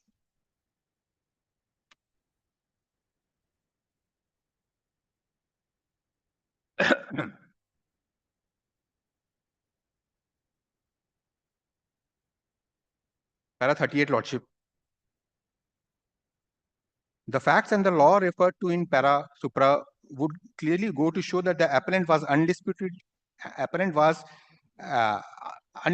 entitled to interest under Section 214 and 244 of the Act, as held by the various high courts and also of this court.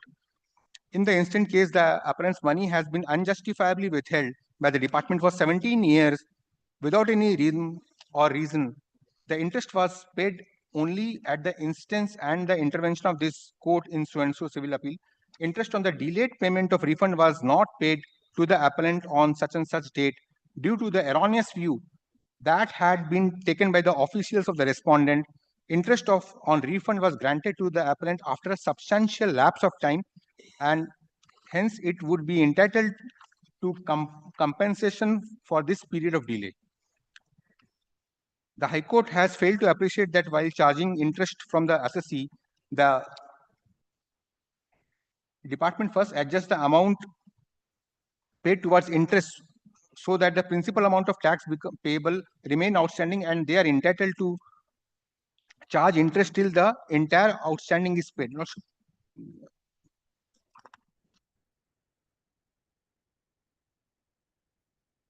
Lordship, para 40, Lordship. Before that, Lordship, just before para 40, there cannot be any doubt that the award of interest on the refunded amount is as per the statute, Lordship. This is very important. Is as per the statute provisions of law as it then stood and on the peculiar facts and circumstances of each case. When a specific provision has been made under the statute, such provision has to govern the field. Therefore, the court has to see all relevant factors or consideration while awarding the rate of interest on the compensation. This is a fit and proper case in which the action should be initiated against all the officers concerned. I'll skip those paragraphs. Well, kindly come to paragraph 2, where the admitted amount has been declared by the Supreme Court. Right from the beginning in paragraph 2 in this Supreme Court citation. The main issue raised in his appeal as to whether an assessee is entitled to be compensated. Well, at page 28. Page 28.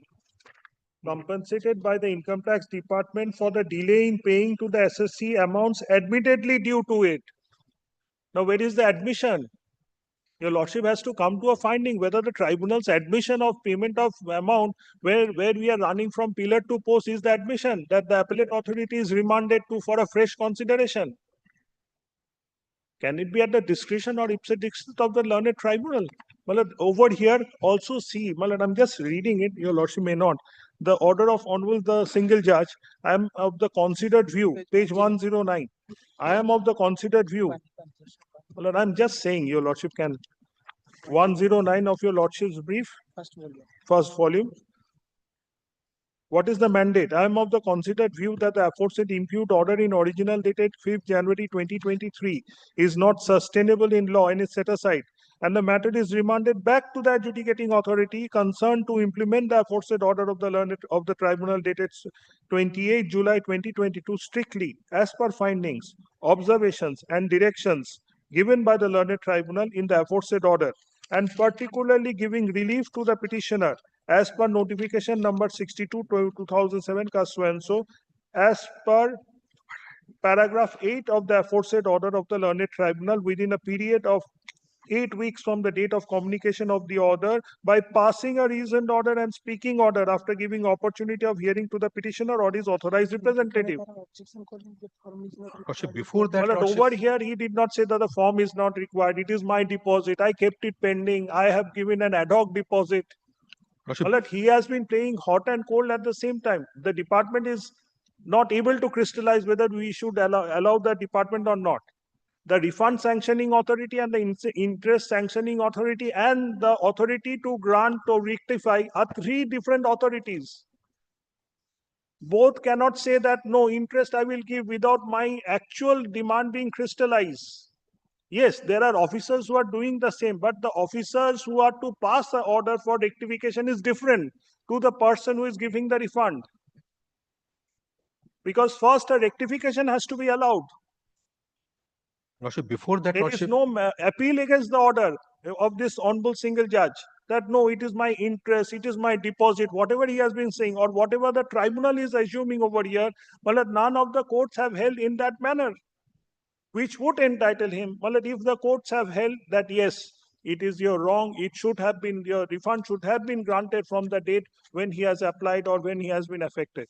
But repeatedly, there has been a remand with an instruction. This one is a remand as per law. Thereafter, the authority decided no more lingering. Let us finish off the case by giving the money back because litigations were going on for time immemorial. Whether it is wrong or right. Now, with regard to the interest, now the respondent is submitting that no, my crystallization of the demand continues or erupts when the appellate authority demanded the matter openly to the adjudicating authority. Now, the adjudicating authority in its wisdom says that no, I am not going to interfere with the appellate's order. I pass a fresh orders rejecting the same. The same appellate authority says that no, it is the correct order, reaffirming the appellate order, reaffirming the adjudicating order. Now, where the department will give interest. Thereafter, it goes on in a tribunal to High Court, then writ petition filed. So, by this zigzag method of litigation, we have given the entire grievances of the petitioner has been compensated by refunding the amount. Now, the interest part. How it is to be calculated and when is the effective date. The statutory provision, he is now making a new case before your Lordship that it is my deposit case. It should have been done automatically. No. You passed an order granting refund. Yes, my lord. With interest. No interest, Lordship. No interest. No interest was No, done. Lordship. The Oh, third, yes, yes. It was reassessed. Kindly see the order. It is Lordship, very important. page 110. 110 কোথায় গো orderটা? 110. 110.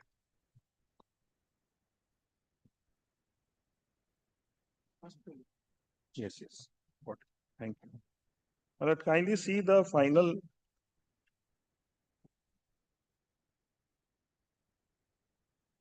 That 124. Lordship, the discussion starts 124. from 117. 124, I hereby reassess all the impugned 12 shipping bills filed by the exporter in connection with so-and-so in terms of provisions 154 and the benefit of reduced rate of export duty at the rate of so-and-so. So until and unless there is a formal reassessment in accordance with law, if the High Court was competent enough, it should have done it. If the tribunal was competent enough, it should have done it. Then my cause of action or your lordship can hold me up by my collar, by my throat that pay the interest. We are ready again agreeable. But until and unless this formal order is passed by a competent forum, how the interest can be granted? This Lordship, is the my basis, submission. Lordship, the basis, Lordship, the basis in para 26. Before, Lordship, this conclusion has come. The finding starts from page 117, the very same order. And Lordship, the basis is in para 27 and 20, 24 and 26, Lordship, page 118, the preceding pages.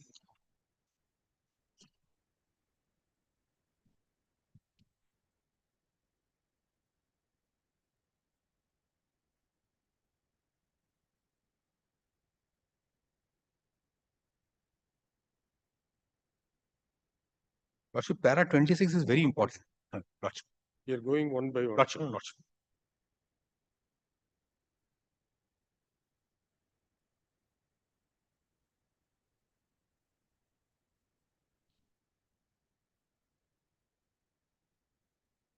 In para 26, Malad, I'm sorry, Malad, the Honorable High Court also echoes as findings of the Honorable Tribunal and the same has already reached at its finality and is binding on me in the instant proceedings.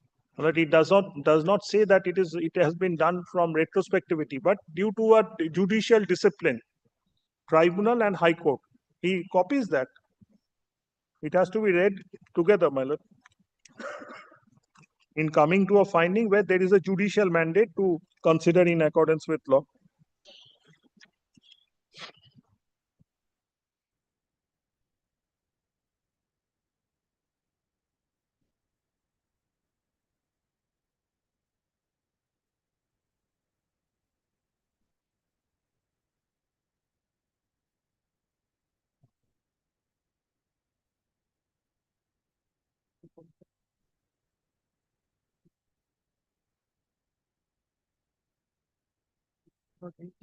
बोले थे, para 28. 880. But para 28, I'm just repeating, it is already on record that there is no dispute regarding the applicable rate of duty during the material time of assessment of the impugned shipping bills, and the exporter did not raise dispute on the rate of duty as assessed by the proper officer in the impugned shipping bills. And the exporter has agreed to the above assessment done by the proper officer. Hence, no provisional assessment was ordered by the proper officer, and also no representative sample was drawn for analysis at Customs House Laboratory. Page 118. Again, my lord, he has said the same issue, reiterate, my lord, page 120, para 32. From the above table, it is seen. So and so was on weight basis taking into account are found to be lower at the threshold limit, and hence in terms of the observation of the Honorable Tribunal and of the High Court, after due consideration of the judgment of the Honorable Apex Court, so and so, the exporter is found to be eligible. And hence the export is liable to the less amount of export duty.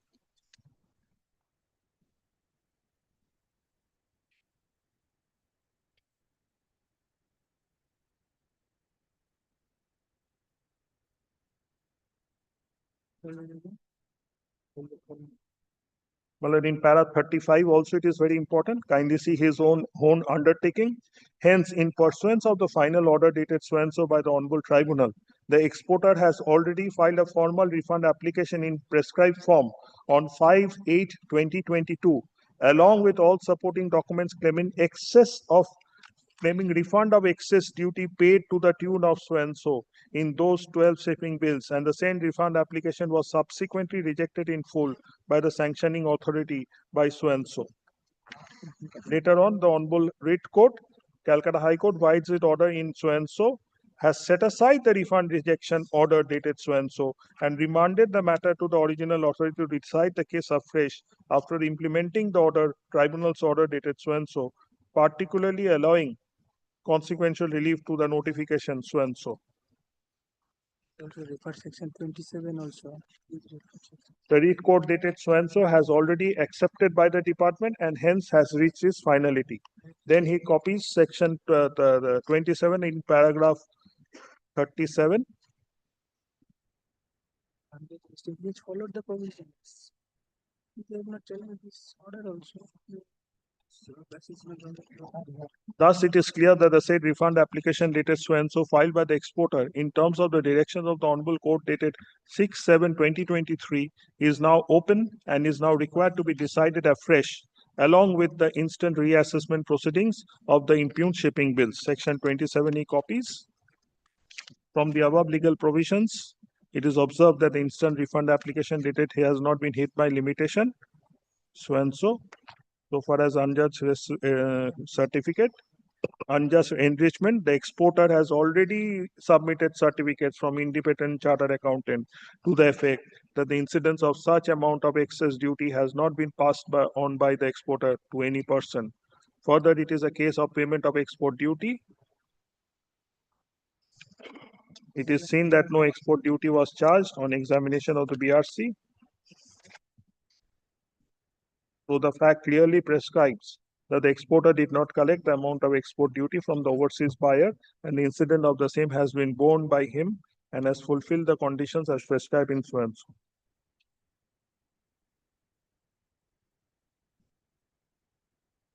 Lordship.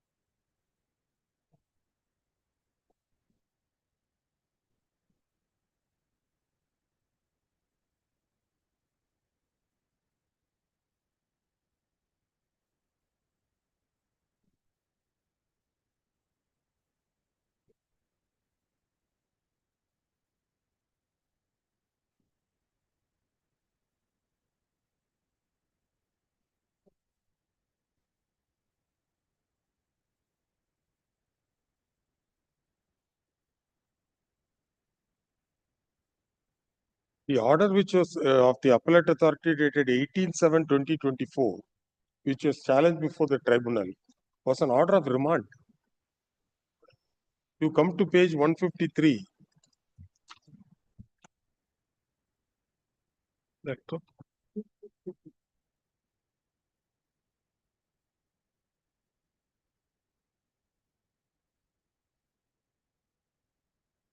Oh, they said, para 24. I am of the opinion that the prescribed time limit for sanction of interest on the delayed term might be counted in terms of Sestat's order dated 28/7. This was challenged before the tribunal, and tribunal granted you interest from 2011. 2011 Lordship. upon expiry of 3 months from 6/10. Lordship. If Sestat order is dated 7th of January 2025.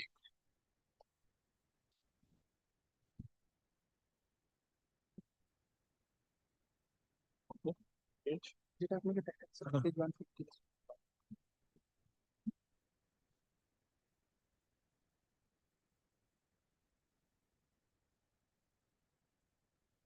no, it is 28th of July 2022. No, Lordship, that was a Sestat order where, Lordship, which I took in appeal against the order in appeal dated 13th of May 2016. Where, Lordship, without any reason, my appeal was dismissed. 7/1/2025. Lordship, this is the impugned order. Presently, this is the impugned order of the tribunal. 7th of January 2020. No, the tribunal granted interest. I'm sorry, Commissioner Appeals granted interest From 22. From 28/7/2022. Lordship. The date of the Sestat order. Sestat order. That's what I'm saying. That is serial number 14 in the date. Yes. You preferred an appeal against that order on 7/1. Yes. Lordship, two things, Lordship. I will just make two submissions, Lordship. Lordship, I will just take my lords to the coordinate bench decision, Lordship, which is in page 104.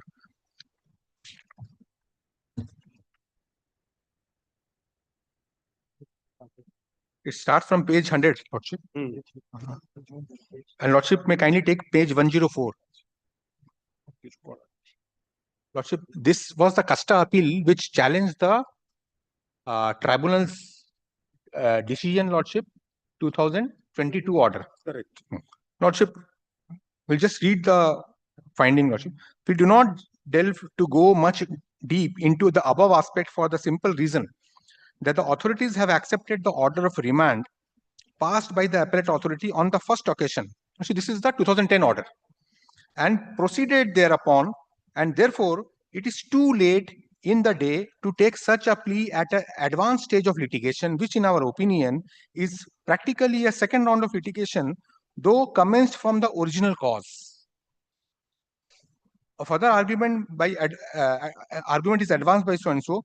It is a paramount duty of the exporter to make a self-assessment of the duty as emphasized under section 17. The reliance appears to have been placed under section 17(1), which in our opinion is misplaced for the simple reason that section 17 has undergone a radical change by way of amendment with effect from 8/4/2011. The instant case pertains to the transaction of export prior to 2011, and therefore the section which stood as on the date of such export has to be applied, which does not mandate the exporter to self-assess the duty by submitting the shipping bill. So, Lordship, I will skip those relevant portions. Lordship, this is very important, Lordship. But somebody in between the proceedings invented this theory of self-assessment. It is not a case of self-assessment. It is a case of final assessment according to the department. It is your case provisional. The self-assessment argument, I don't know from where it came up. Lordship. The statute doesn't permit it. You filed it, you assessed the duty yourself and paid it. They accepted it. And you paid the money. That's it. No appeal. So, according to you, it's an erroneous exercise. Did not apply the decision in Gangadhar. Therefore, it cannot be treated to be a payment. So that needs to be rectified. Once it is rectified, I get back the additional Lordship. Deposit. because Deposit. what is payable is only 30 rupees per metric ton. 50 rupees. 50 rupees, Lordship. I have paid 300. 300, yes. Lordship. So that has to be correct. So this theory of self-assessment will not come in at all.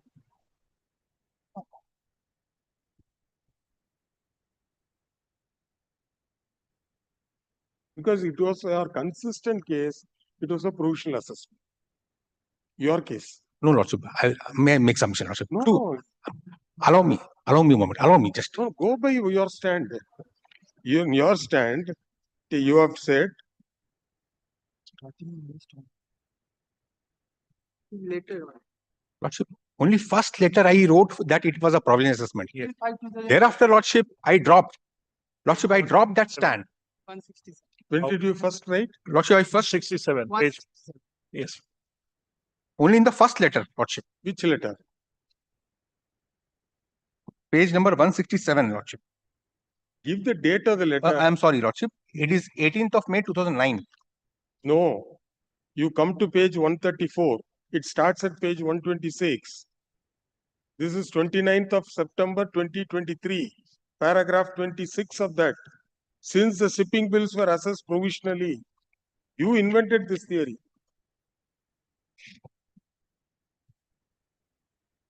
One 134, para 26, 134.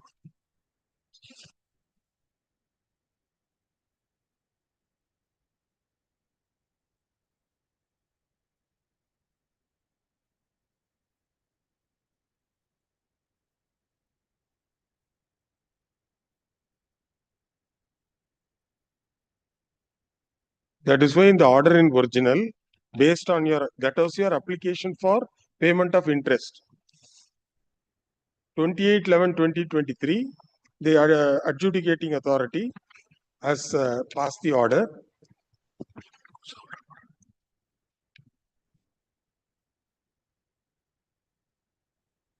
Page 142. 141. Page 142.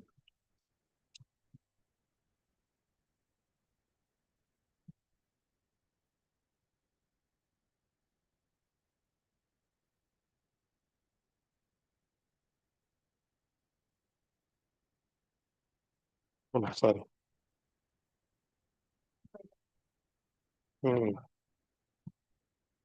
That is wrong.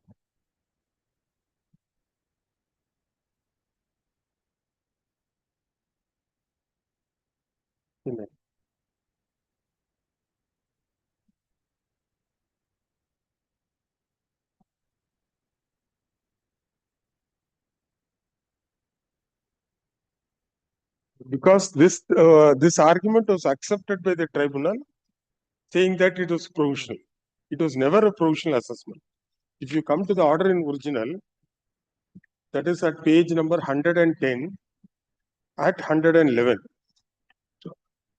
111, you please take.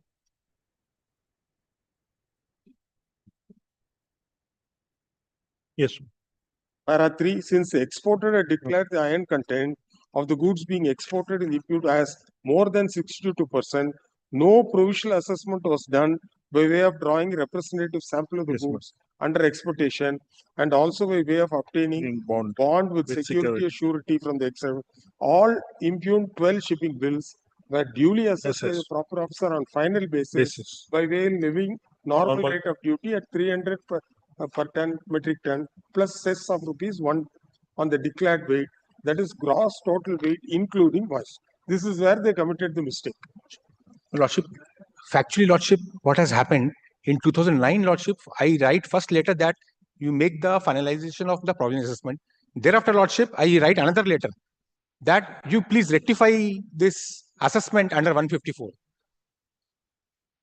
So, Lordship, against the rejection of the rectification, Lordship, the order in original, 4th of June 2010, whereby the rectification was rejected, that was the basis, Lordship, for filing the appeal, the first appeal, against which the order was given on 11th of October 2010.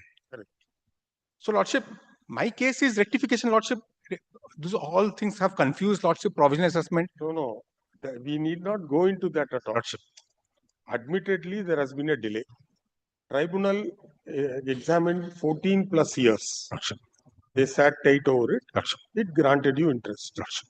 But because of the inordinate delay, they said they are liable to pay 12% interest. Lordship. If according to your arguments, because the tribunal accepted your argument, 27 will not apply. Lordship. So therefore, they didn't go by the statutory rate of interest. They fixed it at 12%, maybe ad hoc something, or could have taken that as a guiding factor. High Court decisions, Lordship. Other High Court decisions. The tribunal has considered. Reba Textile. Yes. Lordship, the tribunal has considered Reba Textile, Parle Agro. Well, those are all deposits. Mr. Bhonjo has read all these. Which is in my compilation, Lordship, page 47.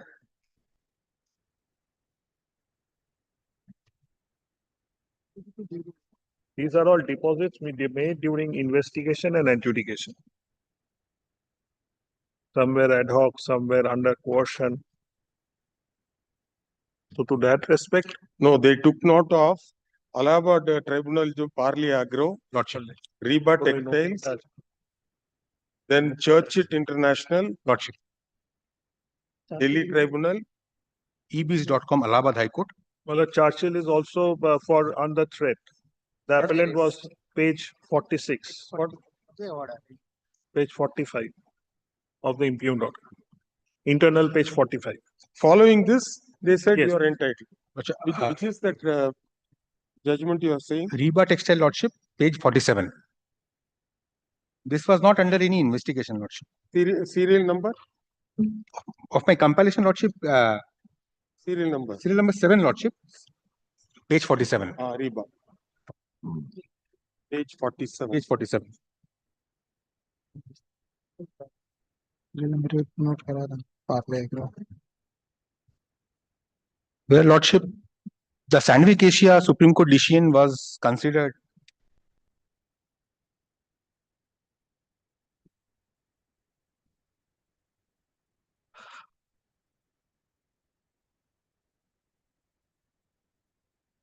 Because Sandvik was conflict.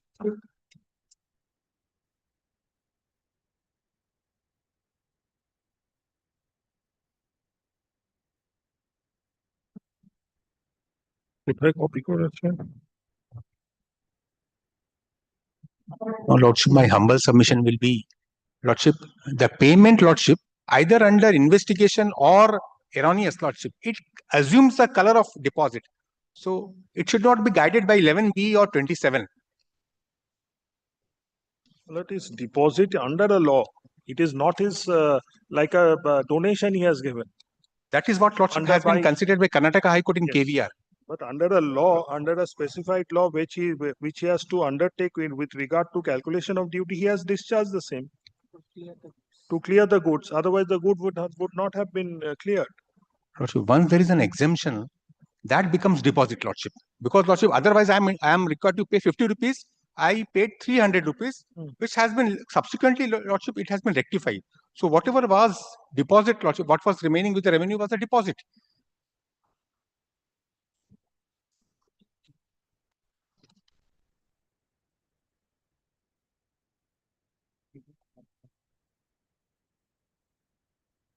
It was not his original stand that it was a deposit.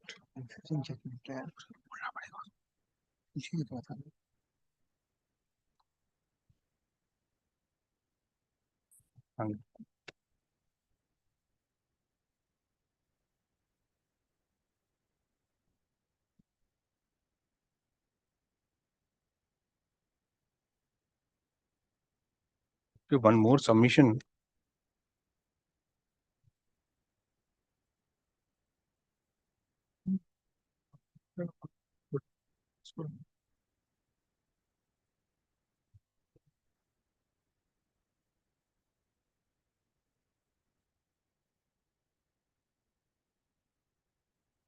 No.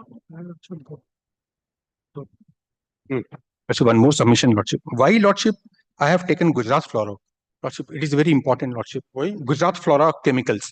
Ah. Lordship, why, Lordship? Because the judgment in Sandvik Asia, Lordship, it came up for further consideration whether it is a mistake, Lordship, that whether the Honorable Court has granted interest on interest, whether, Lordship, that was the ratio coming out from Sandvik Asia.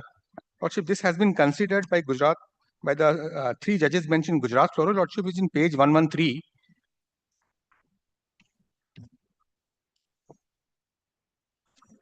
Lordship, the finding is in page 114, para 4, 4 and 7, Lordship. We would first throw light on the reasoning and the decision of this court on the core issue in Sandvik Asia. The only issue formulated by this court for its consideration and the decision was whether an assessee is entitled to be compensated by the income tax department for the delay in paying interest on the refunded amount admittedly due to the assessee. This court, in the facts of the said case, had noticed that there was delay of various periods ranging from 12 to 17 years in such payment by the revenue. This court had further referred to the several decisions which were brought to its notice and also referred to the relevant provisions of the Act, which provide the refund to be made by the revenue when the superior forum directs a refund of certain amount to an assessee while disposing of an appeal revision. Then, Lordship, para 7. Lordship, para 6, Lordship, I am sorry. Para 6. In our considered view, the aforesaid judgment has been misquoted and misinterpreted by the assessees and also by the revenue. They are of the view that in Sandvik Asia, this court had directed the revenue to pay interest on the statutory interest in case of delay in payment. In other words, the interpretation placed is that the revenue is obliged to pay an interest on interest in the event of its failure to refund the interest payable within the statutory period. As we have already noticed in Sandvik Asia, this court was considering the issue whether an assessee who is made to wait for the refund of the interest for decades to be compensated for great prejudice caused to it due to the delay in its payment after the lapse of statutory period. In the facts of the case, this court had come to the conclusion that there was an inordinate delay on the part of the revenue in refunding certain amount which included the statutory interest and therefore directed the revenue to pay compensation for the same and not an interest on interest, Lordship. This has been clarified, Lordship, that So this 12% payable was, because the compensation. tribunal says 27 will not apply. It is in the nature of compensation. Lordship, tribunal, Lordship, should not have considered 27. This is my humble submission. You are not an appeal. Lordship, Lordship, That Lordship. finding inures in your favor. Lordship. It says that 27 will not apply. It gives all the dates and events. Of course, they have missed out a couple of dates. And ultimately says that you needs to be paid 12%. For fixing 12%, they refer to coordinate bench of tribunal judgments and other judgments, and then give you Lordship. that, what is it, Riba Textiles, Parley Agro, Ebiscom, Lordship. Churchit, and Pace Marketing Special. Yes, marketing. Lordship. All right, we will consider. Interesting point. Yes, Malak. Lordship, my again, Lordship, for the sake of repetition, Your written notes. Lordship, that decision of Odisha High Court, Lordship, that 6% should not be, Lordship, should not be more than a statutory rate, Lordship. Proper assistance was not rendered. That is my. Then you advise them to file an Lordship, appeal. Lordship, I am not presenting the client this case. It's the same company. Same company, Lordship, where provisional assessment was the issue. You would like to file some notes. They have filed. Yes, Will you give some time? Yes, we'll give 1 week is enough. yes, Malak. 1 week. All right.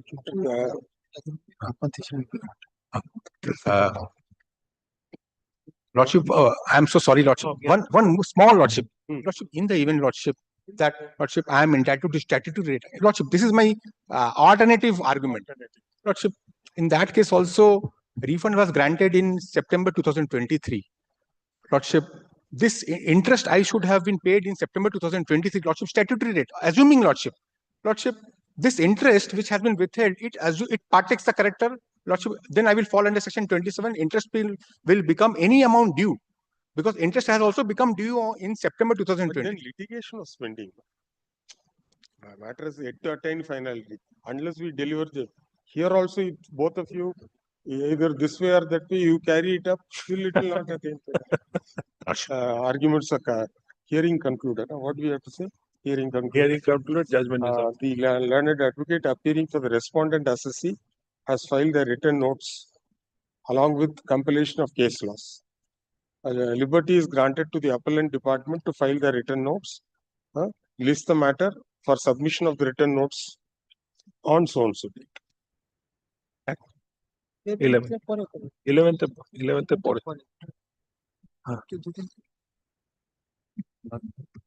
Not resolved. Only for filing written notes.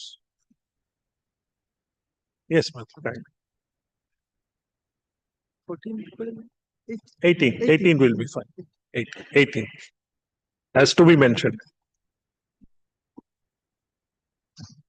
Well, let it appear as to be mentioned so that we just formally file the. Yes, ma'am. Yes, ma'am. I'm sorry, Lordship.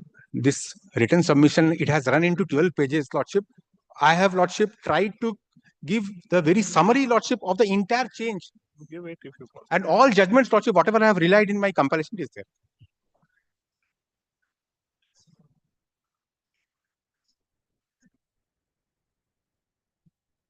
Lordship. Lordship. That has been also noted by tribunal, Lordship, in the impugn order.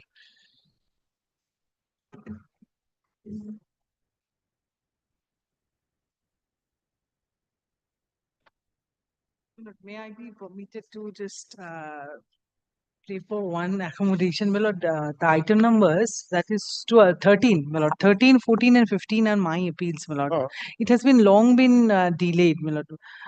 So tomorrow is also a date, my lord would be sitting, and my lord, if pleases, my lord can fix it tomorrow. Both sides are present, my lord, and I don't think they will seek any adjournment. We will not adjourn the matter. It will remain in the list. But then Monday would be monthly stay, my lord. So What to do? Don't be in a hurry. No? no, my See, lord. today we listed about 9 old matters. We couldn't dispose of any of the matters. Either side wanted an adjournment. So this matter was long pending. We heard it earlier also. We thought we'll wind up. The other day we heard you for entire first half. That is fine. Wait for your turn. Okay, chole. Lordship.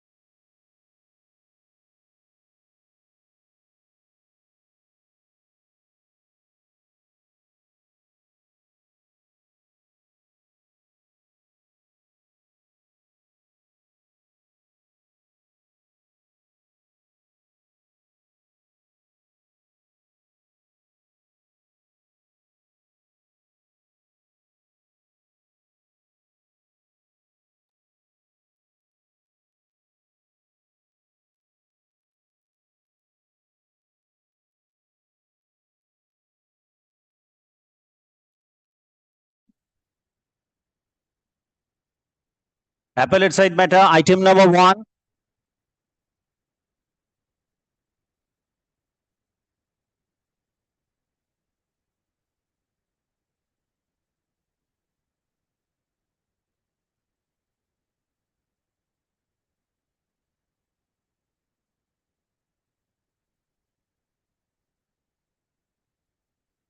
Yes. My lord, challenging the order passed by the WBTT, West Bengal Taxation Tribunal, we preferred the appeal petition. My lord, I would pray before your lordship to kindly turn to the last page. There is the order. Last page. My lord, first paragraph. Upon bare reading of the order impugned, it does not appear that the revisional authority committed any flaw in the order impugned, warranting a re-adjudication of the issues by us. It is not a case that the learned revisional authority blindfoldedly dismissed the case of the petitioner. On the contrary, every bit of the grievance has been taken into consideration and the order of suo motu review had been modified. So this is the main issue. My lord, I am submitting before your lordship the nutshell. First, it is a case under VAT Act. The assessment order was passed. Challenging the assessment order, we submitted a petition for review under section 88 of the West Bengal Value Added Before Tax the Act. revisional board. No. Review authority. Before that authority, Same authority. same authority taken up the matter. It is not mandatory that same authority will take up the matter, but the authority allotted that file before that authority and pass the order as suo motu review. It is not suo motu review. On application, they have passed the review. They have taken up the review petition and passed the order.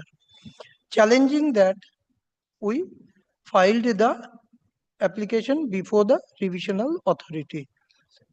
Again, being aggrieved, we first preferred a revision application before the WBTT, West Bengal Taxation Tribunal, that is at page number, my lord, 208.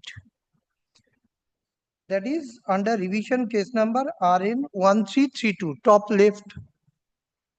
There, being satisfied about the grievances, the West Bengal Taxation Tribunal remanded that matter back to the revisional authority to take the matter, all the grievances.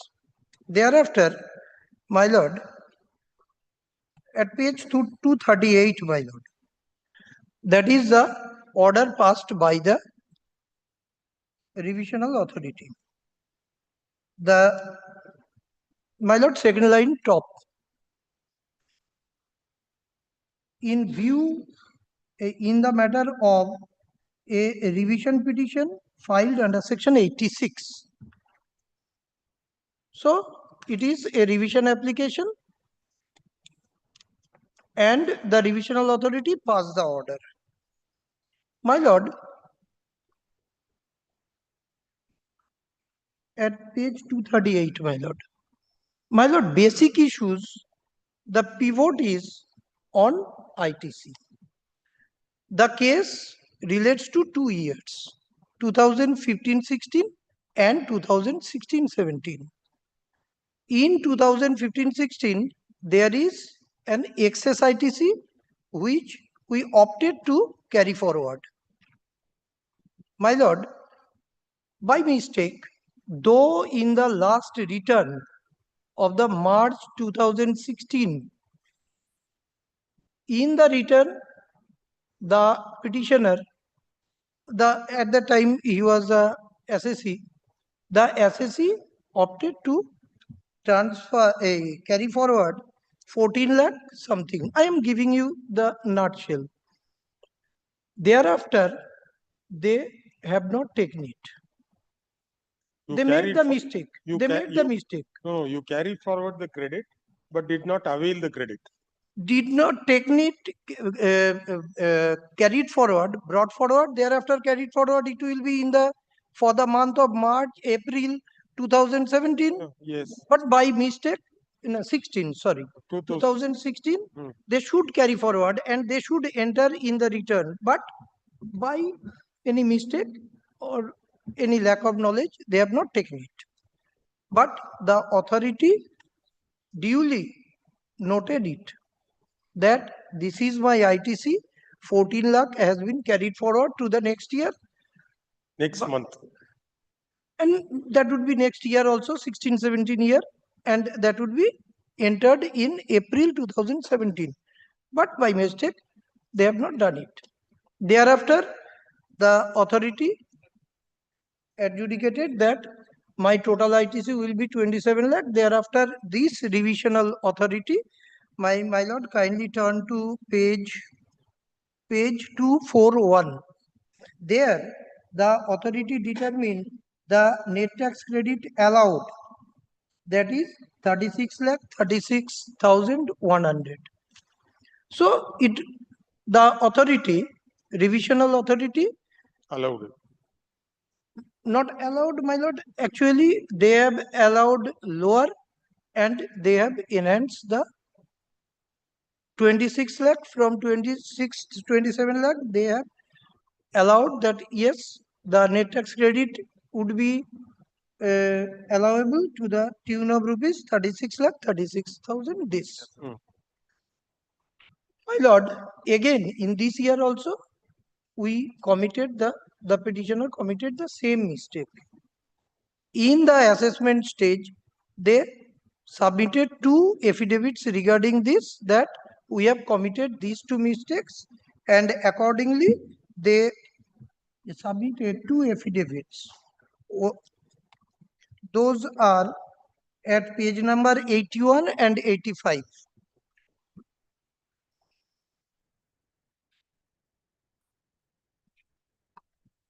Yes.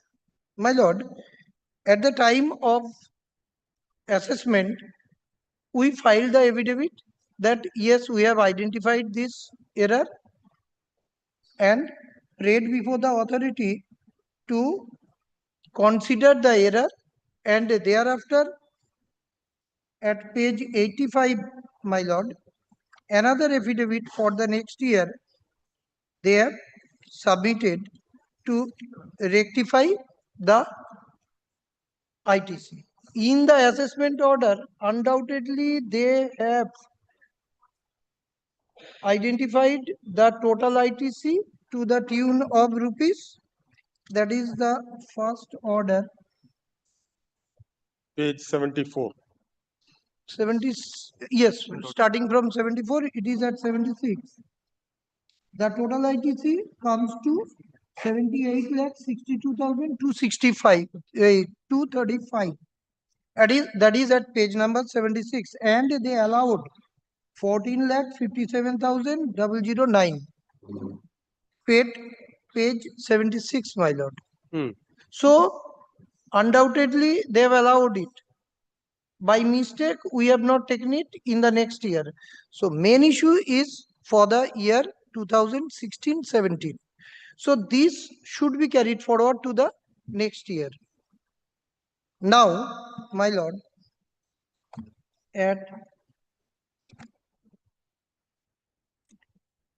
page number 48, that is the assessment order for the year 16-17. Here from it starts, page 48. My lord, kindly turn to page 54, my lord. No, this page 48 is assessment order for which year? On the top, my lord, 16-17. Third line. 16-17. 16-17. On the top, my lord. Case number. Yes. 2016-17. Above that, the year is mentioned. Page 54. My lord, thereafter add 54, there is a computation. Here, the total ITC net tax credit allowed 27,70,000. My lord, these 27 lakh in the revision order, they have enhanced it. I have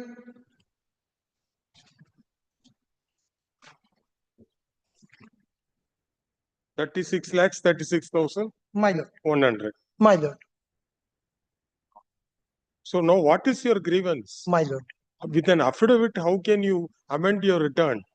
My lord. Either you should file a quarterly return or a half-yearly return or a yearly return. With an affidavit, how the AO can modify? My lord, I am not submitting that. What I am submitting that the revisional board last order passed, they demanded at page 241. 241 and it continues to 242. The net tax payable determines 760. 7,60,000. 770.70. My lord, if the even WBTT, West Bengal Taxation Tribunal, considers this, in that case, my aggregate amount, my lord, we have filed the petition before the WBTT. Kindly, my lord, at page 148, there is the gist.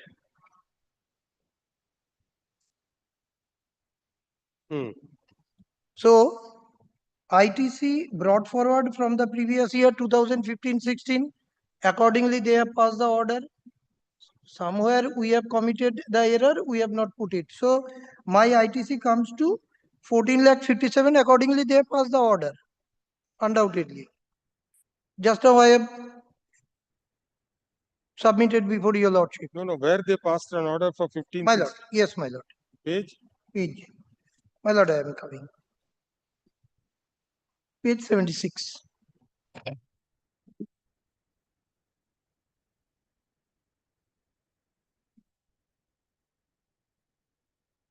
Page 76. Carry it forward to the next year.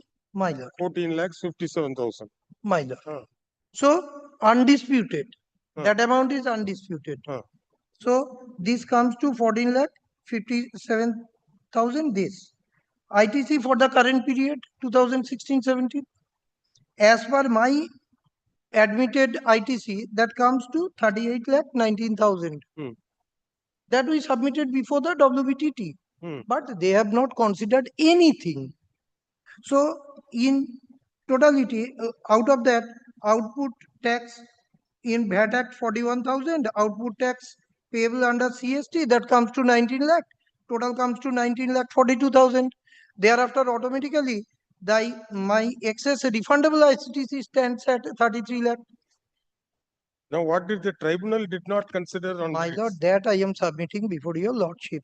That's why I am praying before your lordship. All right. Before the revisional authority. Revisional authority has considered. Did you raise this All issue? these, my lord. How has he dealt with that? Yes, my lord. This point has been dealt page 124, your lordship, if I may. 124. Yes, my lord. I am coming to that. Now,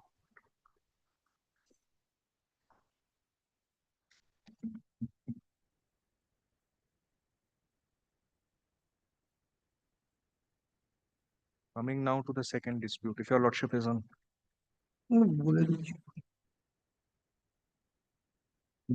Same they have attached, your lordship. Same was 238 is also same. Yes, your lordship. I have which paragraph he has dealt with this? My lord, page number 95, the petition. 238. Before the. You're going back and forth.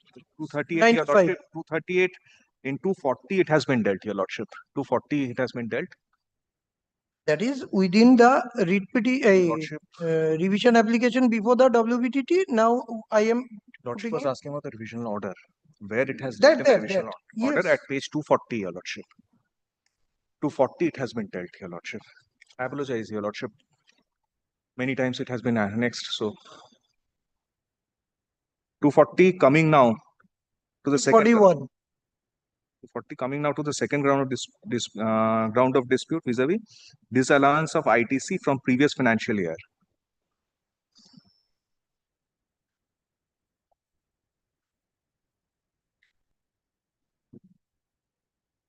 Thank you.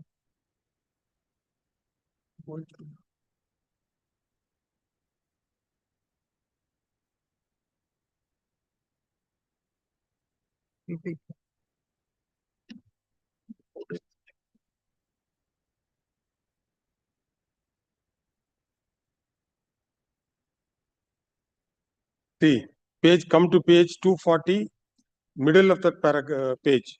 Coming now 240. to the second ground of dispute, namely disallowance of ITC brought forward previous year. Assessing authority had disallowed the same for the petitioner, not submitted a revised return nor revised statement within the stipulated time. My lord, undoubtedly. Then what is the procedure? My lord, as per section 41(2). My lord. Sir, West Bengal Value Added Tax Act. My lord. Read section 41(2). If any mistake is detected upon the scrutiny made under subsection 1, the commissioner shall, in the prescribed manner, serve upon the dealer who has filed such a return a notice requiring him to rectify the mistake or to furnish such information required for making the return complete and self-consistent, or to furnish the documents as referred to in subsection 1, or to pay the amount of net tax payable this. So this section subsection there is a time limit. My lord, there is a time limit for doing so. Undoubtedly, my lord, but at the time of assessment we submitted that the affidavit that we have That cannot be done, sir. My lord, You if know it is better. You are practicing in this jurisdiction. He cannot touch your return unless you file a revised return. That contemplates the process of self-assessment. Unlike the sales tax regime, it's a case of self-assessment. You assess yourself, you submit the return. He scrutinizes the return, accepts it. Then you mistakenly did not carry forward. The only remedy is to file a revised return. Undoubtedly, my lord. My lord, that part, if that part is not considered, then for the year 2016-17, there is my excess ITC to the tune of 36,36,000 that the revisional authority have identified, and in that year also we put that 18 lakh should be carried forward, but not carried forward. So automatically that figure that carried forward was not the department's mistake, it is your mistake. My lord, undoubtedly, but how to rectify? See, you are not my lord, facing for this 42. It is unjust, is not it, my lord? I am asking this question to myself whether it is an unjust enrichment or not on the part of the revenue. My lord, if I consider the figure of the Suppose you did not want to carry forward, the authority cannot compel you to carry forward. Undoubtedly. So therefore 41(2) will not be attracted here, because even assuming it is so, the time for filing a revised return is lapsed. So what to do? What remedy you want from us? Like in GST. My lord, I am praying before. Lordship, just discussion, GST, like GST 3B, if something is mistaken, then 9, again, we in the GST matters, we again, opportunity is given in annual return. Annual return. In GST 9. Here, your Lordship, I am trying to help. I am also VAT. Can you not rectify the return now? My lord, by an order of your lordship, otherwise, if that goes also, if your lordship kindly allows, that as we have not taken out, carried forward the ITC of the year 2016-17 to the next year, so automatically this ITC, I am not now submitting before your lordship that 14 lakh. I am now submitting before your lordship that in the year 2016-17, my aggregate amount of ITC stands at 36,36,000. That as per the order passed by the divisional authority, if your lordship passes the order in this regard, that undoubtedly your authority has identified or assessed that the aggregate amount of ITC for this year is 36,36,000. Then automatically my demand is, the demand raised by the authority is covered by my ITC. That's why I am praying before your lordship that it would be an unjust enrichment on the part of revenue if your lordship do not consider. For 16-17, the net tax credit allowed under 22-17 is 27,70,000. Page 54. My lord, Huh? undoubtedly. And for 15-16, the net tax credit is 78,62,235. My lord, my lord. Now, where is the 33 lakhs? It is your computation. My lord, it is not my computation. Kindly turn to page 238, the order passed by the divisional board Judicial authority. authority. Kindly turn to, my lord, to page 241. Allowed There is 36,36,000. If your lordship kindly allows this to be adjusted with the demand, tax demand for this year, then also my liability goes. This is my submission before your lordship. Still, you will be entitled for refund.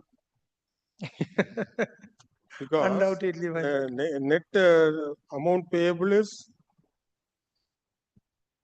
10,90,596. My lord. So if this 36 lakhs is adjusted, then the remaining amount you are entitled for refund. Grateful to your lordship. But where is the grounds of revision before the WPDT? Before the WPTT, yes, my lord.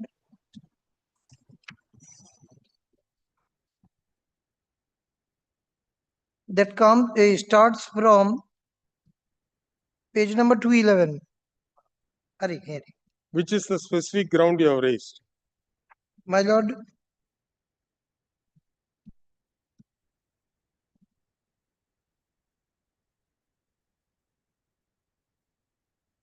page number, starting from page number 214. If that is for ITC of the previous year, 14,57,000. Thereafter, ITC G, that para number G, subpara G, 214, page number, there 18,76,000 that carried forward, but we have not taken it carried forward to the next year. Thereafter, total ITC, everything we have submitted before the revisional authority.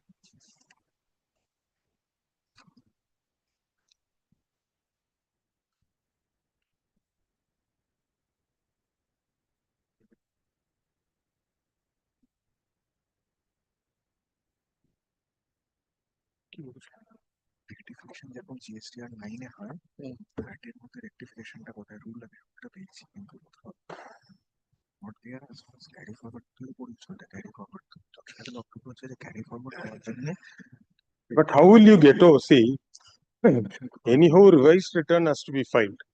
But how will you get over the time limit? My lord, if I do not take the amount of 15-16 carried forward to the year 16-17, then the matter purely, assessment purely for the year 16-17, the authority assessed that my total net ITC available for this year 36,36,000. From that,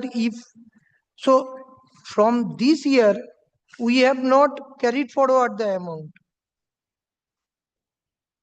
They identified it, assessed it, that yes, net tax credit available for this year is 36,36,000.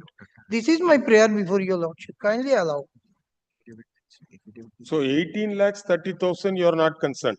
If at this moment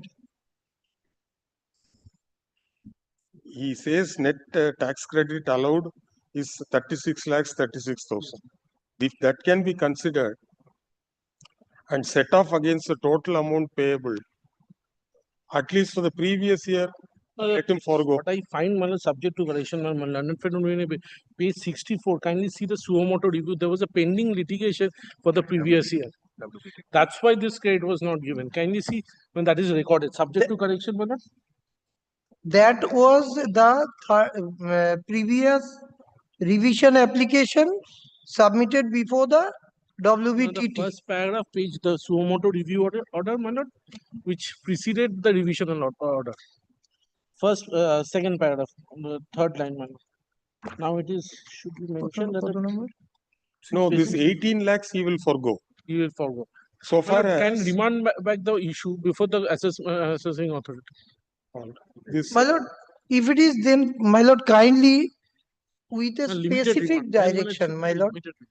because they will pass similar order in the assessment order. They have passed, the same authority is taking up the Suomoto review, passing the same order, all right. and we are getting harassed.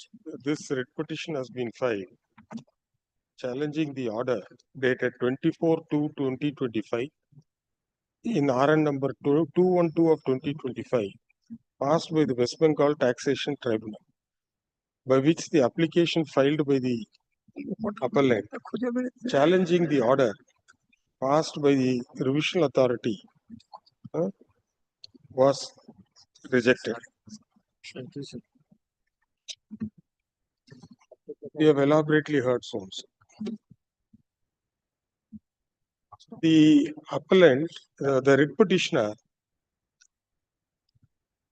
is aggrieved by not granting the input tax credit allowable to them for the year 2015-16 and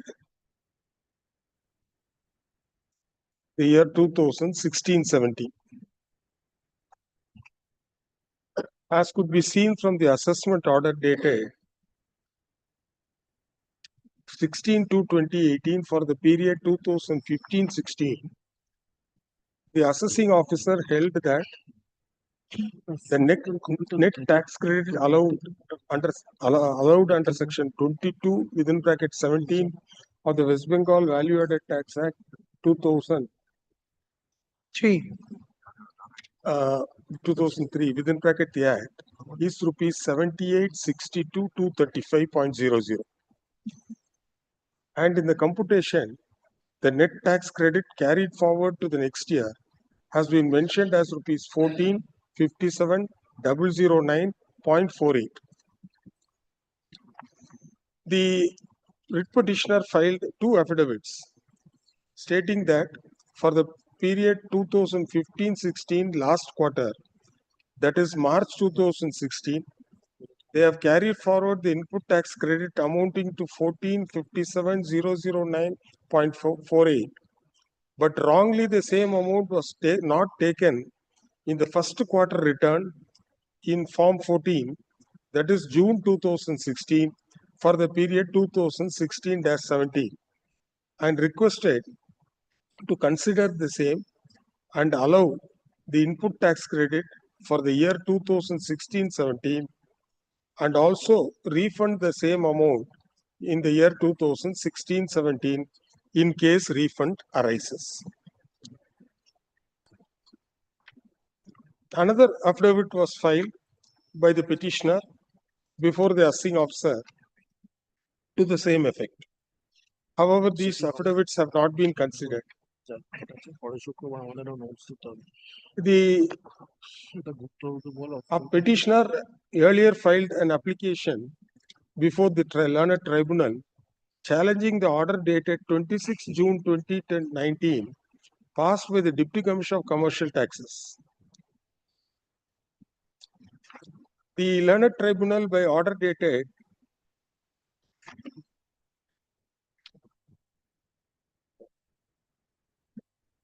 3/7/2024. All right, 3/7/2024 disposed of the application by granting liberty to the petitioner to file a revisional application against the said order. with a direction to the revisional authority to dispose of the matter within a time frame. In accordance with the liberty granted, the petitioner filed a revision petition before the revisional authority, namely the Commissioner of West Bengal Commercial Taxes. Who's the revisional authority? My lord, Commissioner. additional commissioner. Additional Commissioner.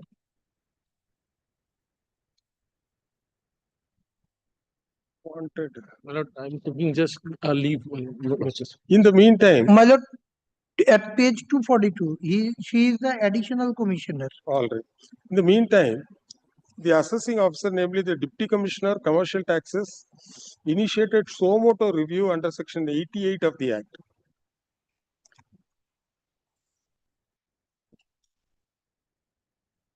And held that there is no apparent mistake in law in the assessment order dated 28/3/2019 and rejected the suo motu revision petition. The matter was ultimately dealt with by the revisional authority, namely the Additional Commissioner, Commercial Taxes, Dharmatala, in a petition filed under Section 86 of the Act. And in the computation as made in this order, in the order dated 9/3/2024, the following has been mentioned. Sir, page 241, sir. Yes. As could be seen from the above tabulated statement, the net tax credit allowed under Section 22 within bracket 17 is rupees 36,100.00.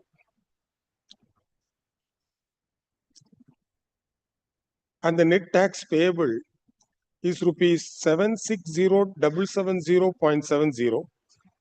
And after adding penalty and late fee and interest, the total amount payable has been quantified as rupees 1090,596.70. The question, thus the revisional authority has come to the conclusion that the net tax credit allowable under Section 22 within bracket 17 is rupees 36,100.00. However, this has not been permitted to be adjusted against the tax liability. We are conscious of the fact that for rectifying the return, time limit has been stipulated. However, we find that the petitioner's case is that there is excess refundable input tax credit, and the following computation has been given by the petitioner. Page 148, sir. There's one tabular column. As after perusing the assessment order, the order passed by the revisional authority, as well as the order passed by the learned tribunal, we find that no comment has been made by any of the authorities on the above computation, nor there has been any cross-verification of the same. Nonetheless, if the revisional authority holds that the net tax credit allowable under Section 22 within bracket 17 is rupees 36,100.00, the petitioner should be granted the benefit of the same, and technicality should not stand in the way. This observation is made considering the peculiar facts and circumstances of the case and not to be treated as a precedent. For the above reasons, we are inclined to remand the matter back to the assessing officer. In the result, the writ petition is allowed, the order passed by the revision board is set aside, and the matter stands remanded to the assessing officer to give credit to the sum of rupees 36,100.00 as has been allowed by the revisional authority in the order dated 9/3/2024, and appropriate revised assessment order be passed as expeditiously as possible, preferably within a period of 8 weeks from the date of receipt of the server copy of this order. Grateful to you. That's all.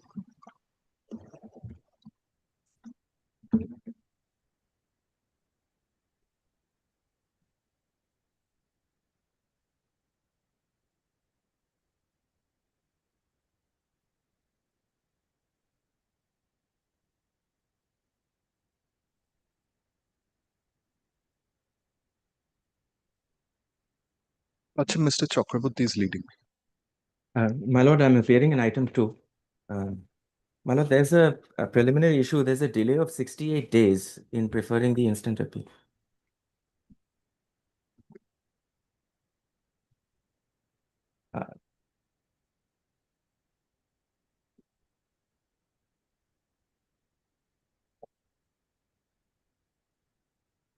The earliest possible by giving opportunity shall be at liberty to call for records. Satisfy itself about point of jurisdiction taken by petitioner matter of reopening. Now you are aggrieved by the remand order. My lord, there's no remand order. What has happened is that the SSE's appeal to or Section 8 application before the taxation tribunal has been dismissed due to the availability of an alternative remedy. The SSE has come directly against the final order of assessment. There's a reason for that. There is actually no factual dispute here. It's a pure interpretational issue. What has happened is the supplier, there's this, I'll take your lordship to the order first. Your lordship will see page 34 of the writ petition. Yes. That is the, yes, my lord. Now, your lordship will see the final assessment order is in page 64.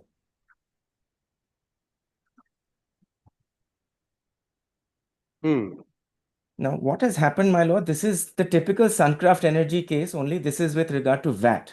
Now, the supplier had become insolvent. Insolvency proceedings were initiated before the NCLT. The department was likely aware of that, but we don't know the records. This is subject to clarification on their end. The IBC proceedings or the insolvency proceedings were resolved in 2019.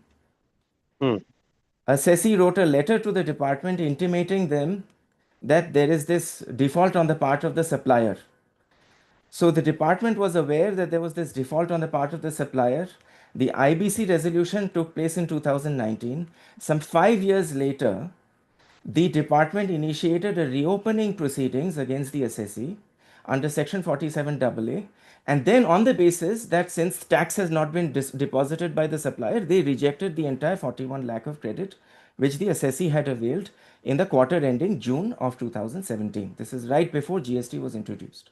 So the simple No, by operation of law, yes, soon after the operational creditor is appointed, everything gets effaced. Section 31 IBC, my lord, that is the only case and the only point that was before the Section 8 application. Did you raise this point before the assessing officer? No, my lord. Yes, my lord. Are you carrying that judgment with you? Yes, my lord. I have sent it by email. There's the Satish Kumar judgment.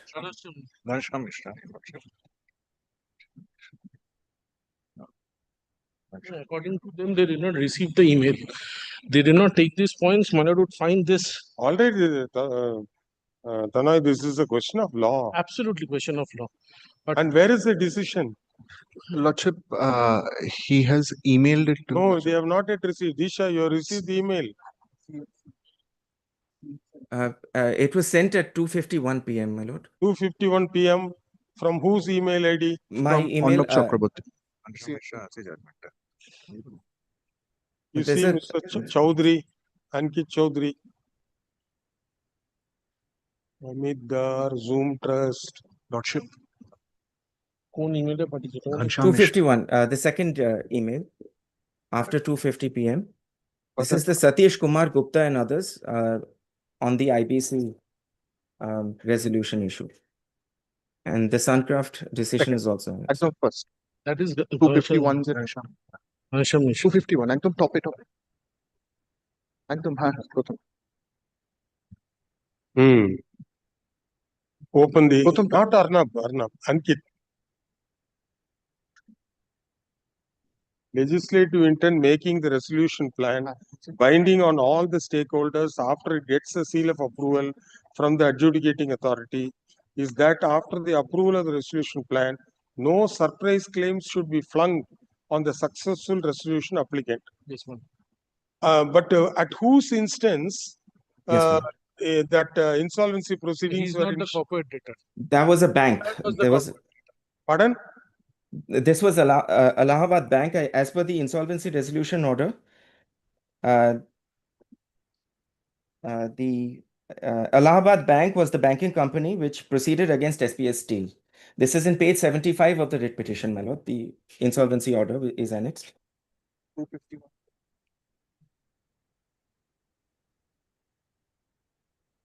My lord has also possibly passed in judgment on this. Pardon, sir? Lordships has also passed. Appear for Shomek Basu had appeared, if I'm not wrong. my Shomak lord. Basu. I think it's Shrey Infrastructure, if I'm not mistaken. But And where are your grounds before the or in the before the tribunal? the tribunal, your lordship will see in page, the grounds begin from page 48.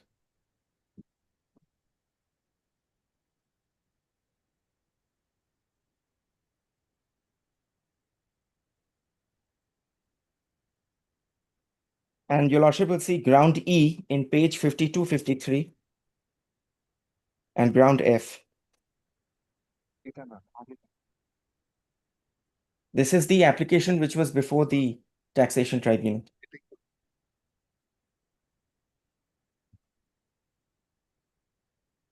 All right. Please come.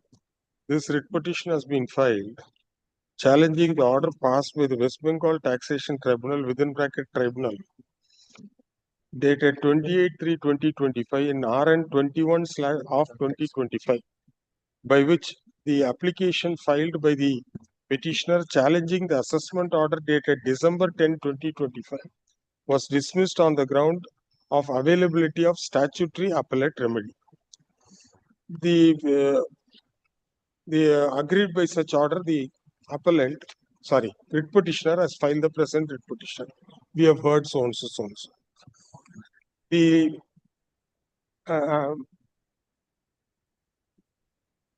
at the first instance, the writ petitioner has to cross the hurdle as to why they should not be relegated to avail the appellate remedy provided under the Act.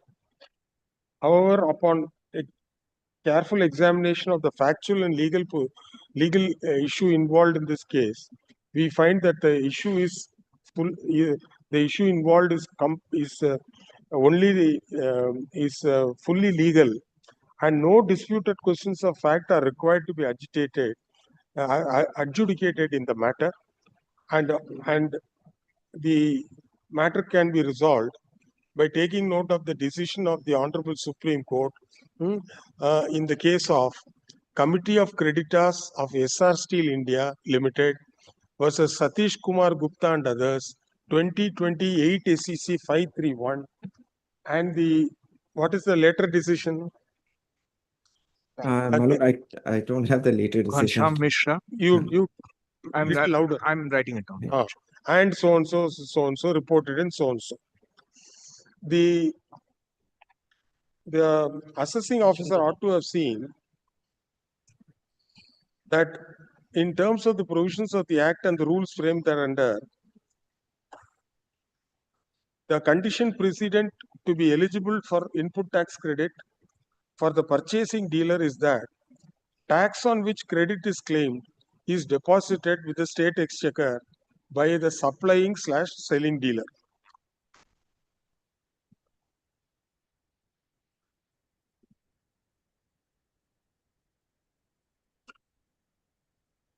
However, the interpretation or reading of the said provision is by no means a corollary and is not a direct implication of the language used under section 22 of the Act and rule 20 of the rules. This is so because had the charging of tax been a corollary for depositing the same, the converse would also be true, and that would mean that credit would be available to the purchaser so long as the selling dealer deposited the tax, irrespective of whether they charge the same.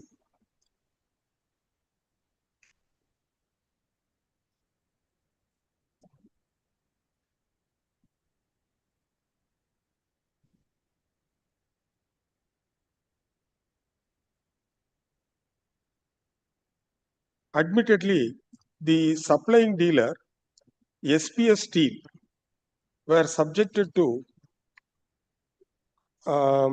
insolvency proceedings under the provisions of the Insolvency and Bankruptcy Code 2016. And the Allahabad Bank was the financial creditor who filed the application before the learned tribunal. And by order dated 8/4/2019, the learned tribunal had approved the resolution plan. এটা ওখান থেকে দিয়েছে অনলাইনে যেটা আছে And the matter stood disposed of. In such circumstances, in terms of the above decision, the authorities, the respondent authorities cannot deny credit, input tax credit to the appellant, to the writ petitioner. And therefore, the assessment order has to be interfered with. The interpretation given by, sir, you open that email, no? Once. The interpretation given by the assessing officer is that the resolution plan referred to in the order passed by the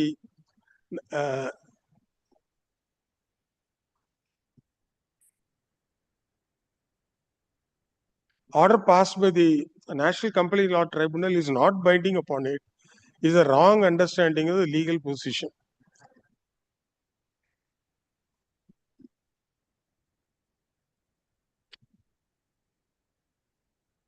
Why this cursor is not operating?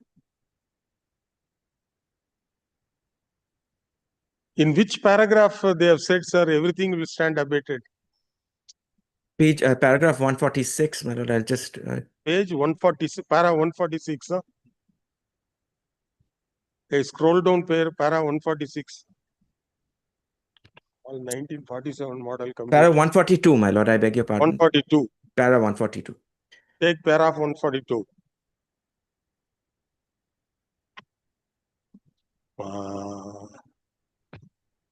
Para 142. Scroll down. নিচে নিচে নিচে নিচে একদম অনেক নিচে আছে একদম শেষের দিকে to go niche. Everybody has to go on the niche only.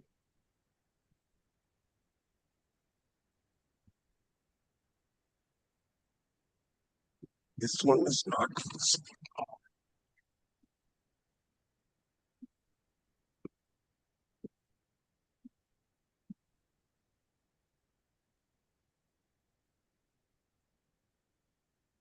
Next, stop.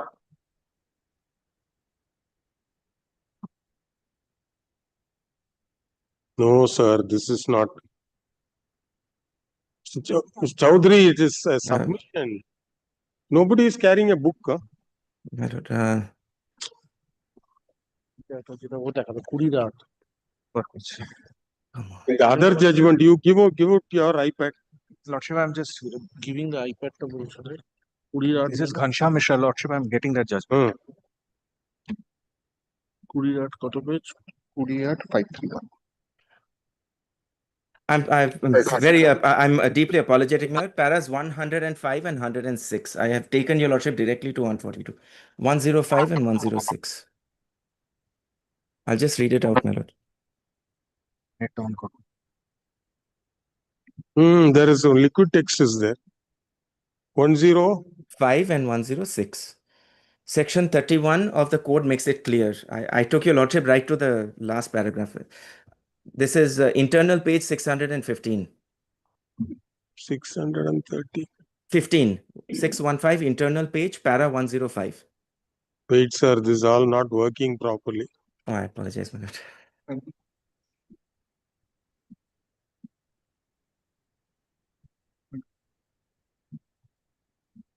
28 SSC 53.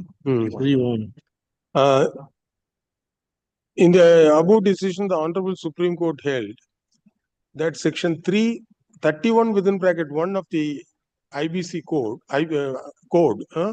makes it clear that once the resolution plan is approved by the committee of creditors, it shall be binding on all stakeholders, including guarantors. Full stop. This is for the reason that this provision ensures that the successful resolution applicant starts running the business of corporate debtor on a fresh slate as it were, full stop. In this regard, the Honorable Supreme Court referred to the decision in SBI versus V. Ramakrishnan, 2018 17 SEC 394. Full stop. In the later decision, you give that decision, that later one.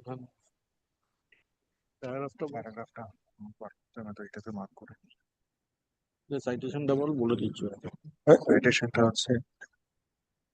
In a subsequent decision, in the case of, you get the relevant para number in the case of Ghanshyam Mishra and Sons Private Limited versus Edelweiss Asset Reconstruction Company Limited, 2021 9 SEC 657. The Honorable Supreme Court 2021 9 SEC 657.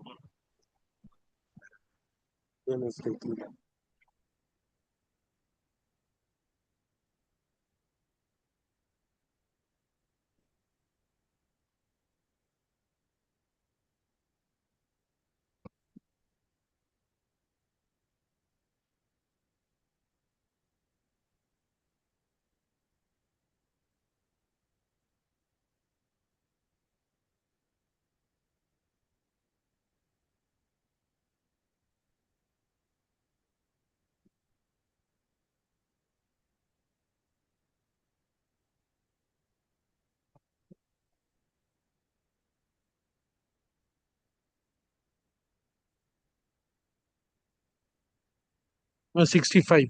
65, para 65.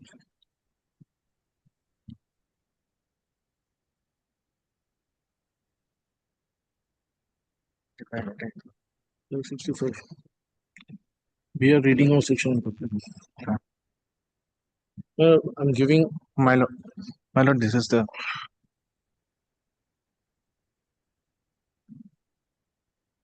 my lord, I'm giving the my lord, tab, my lord. my lord, tab.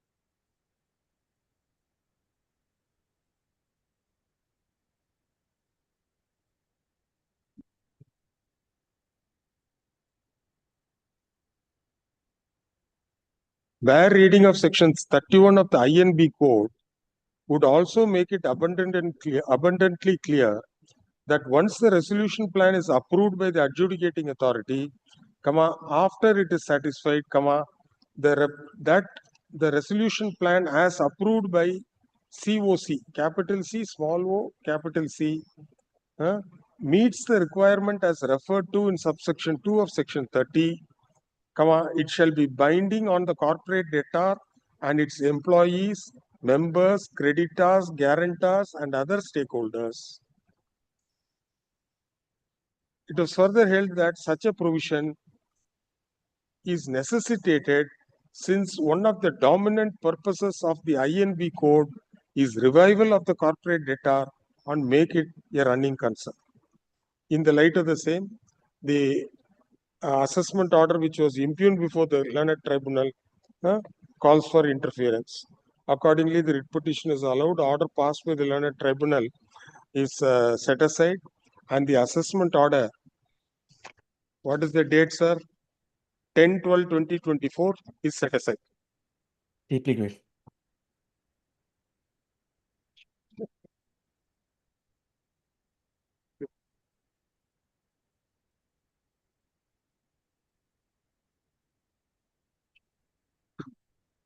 So we'll stop with this 3:30. Item number 3, my lord. I have some difficulty, my lord, on Monday, my lord. Can it be on Tuesday, my lord?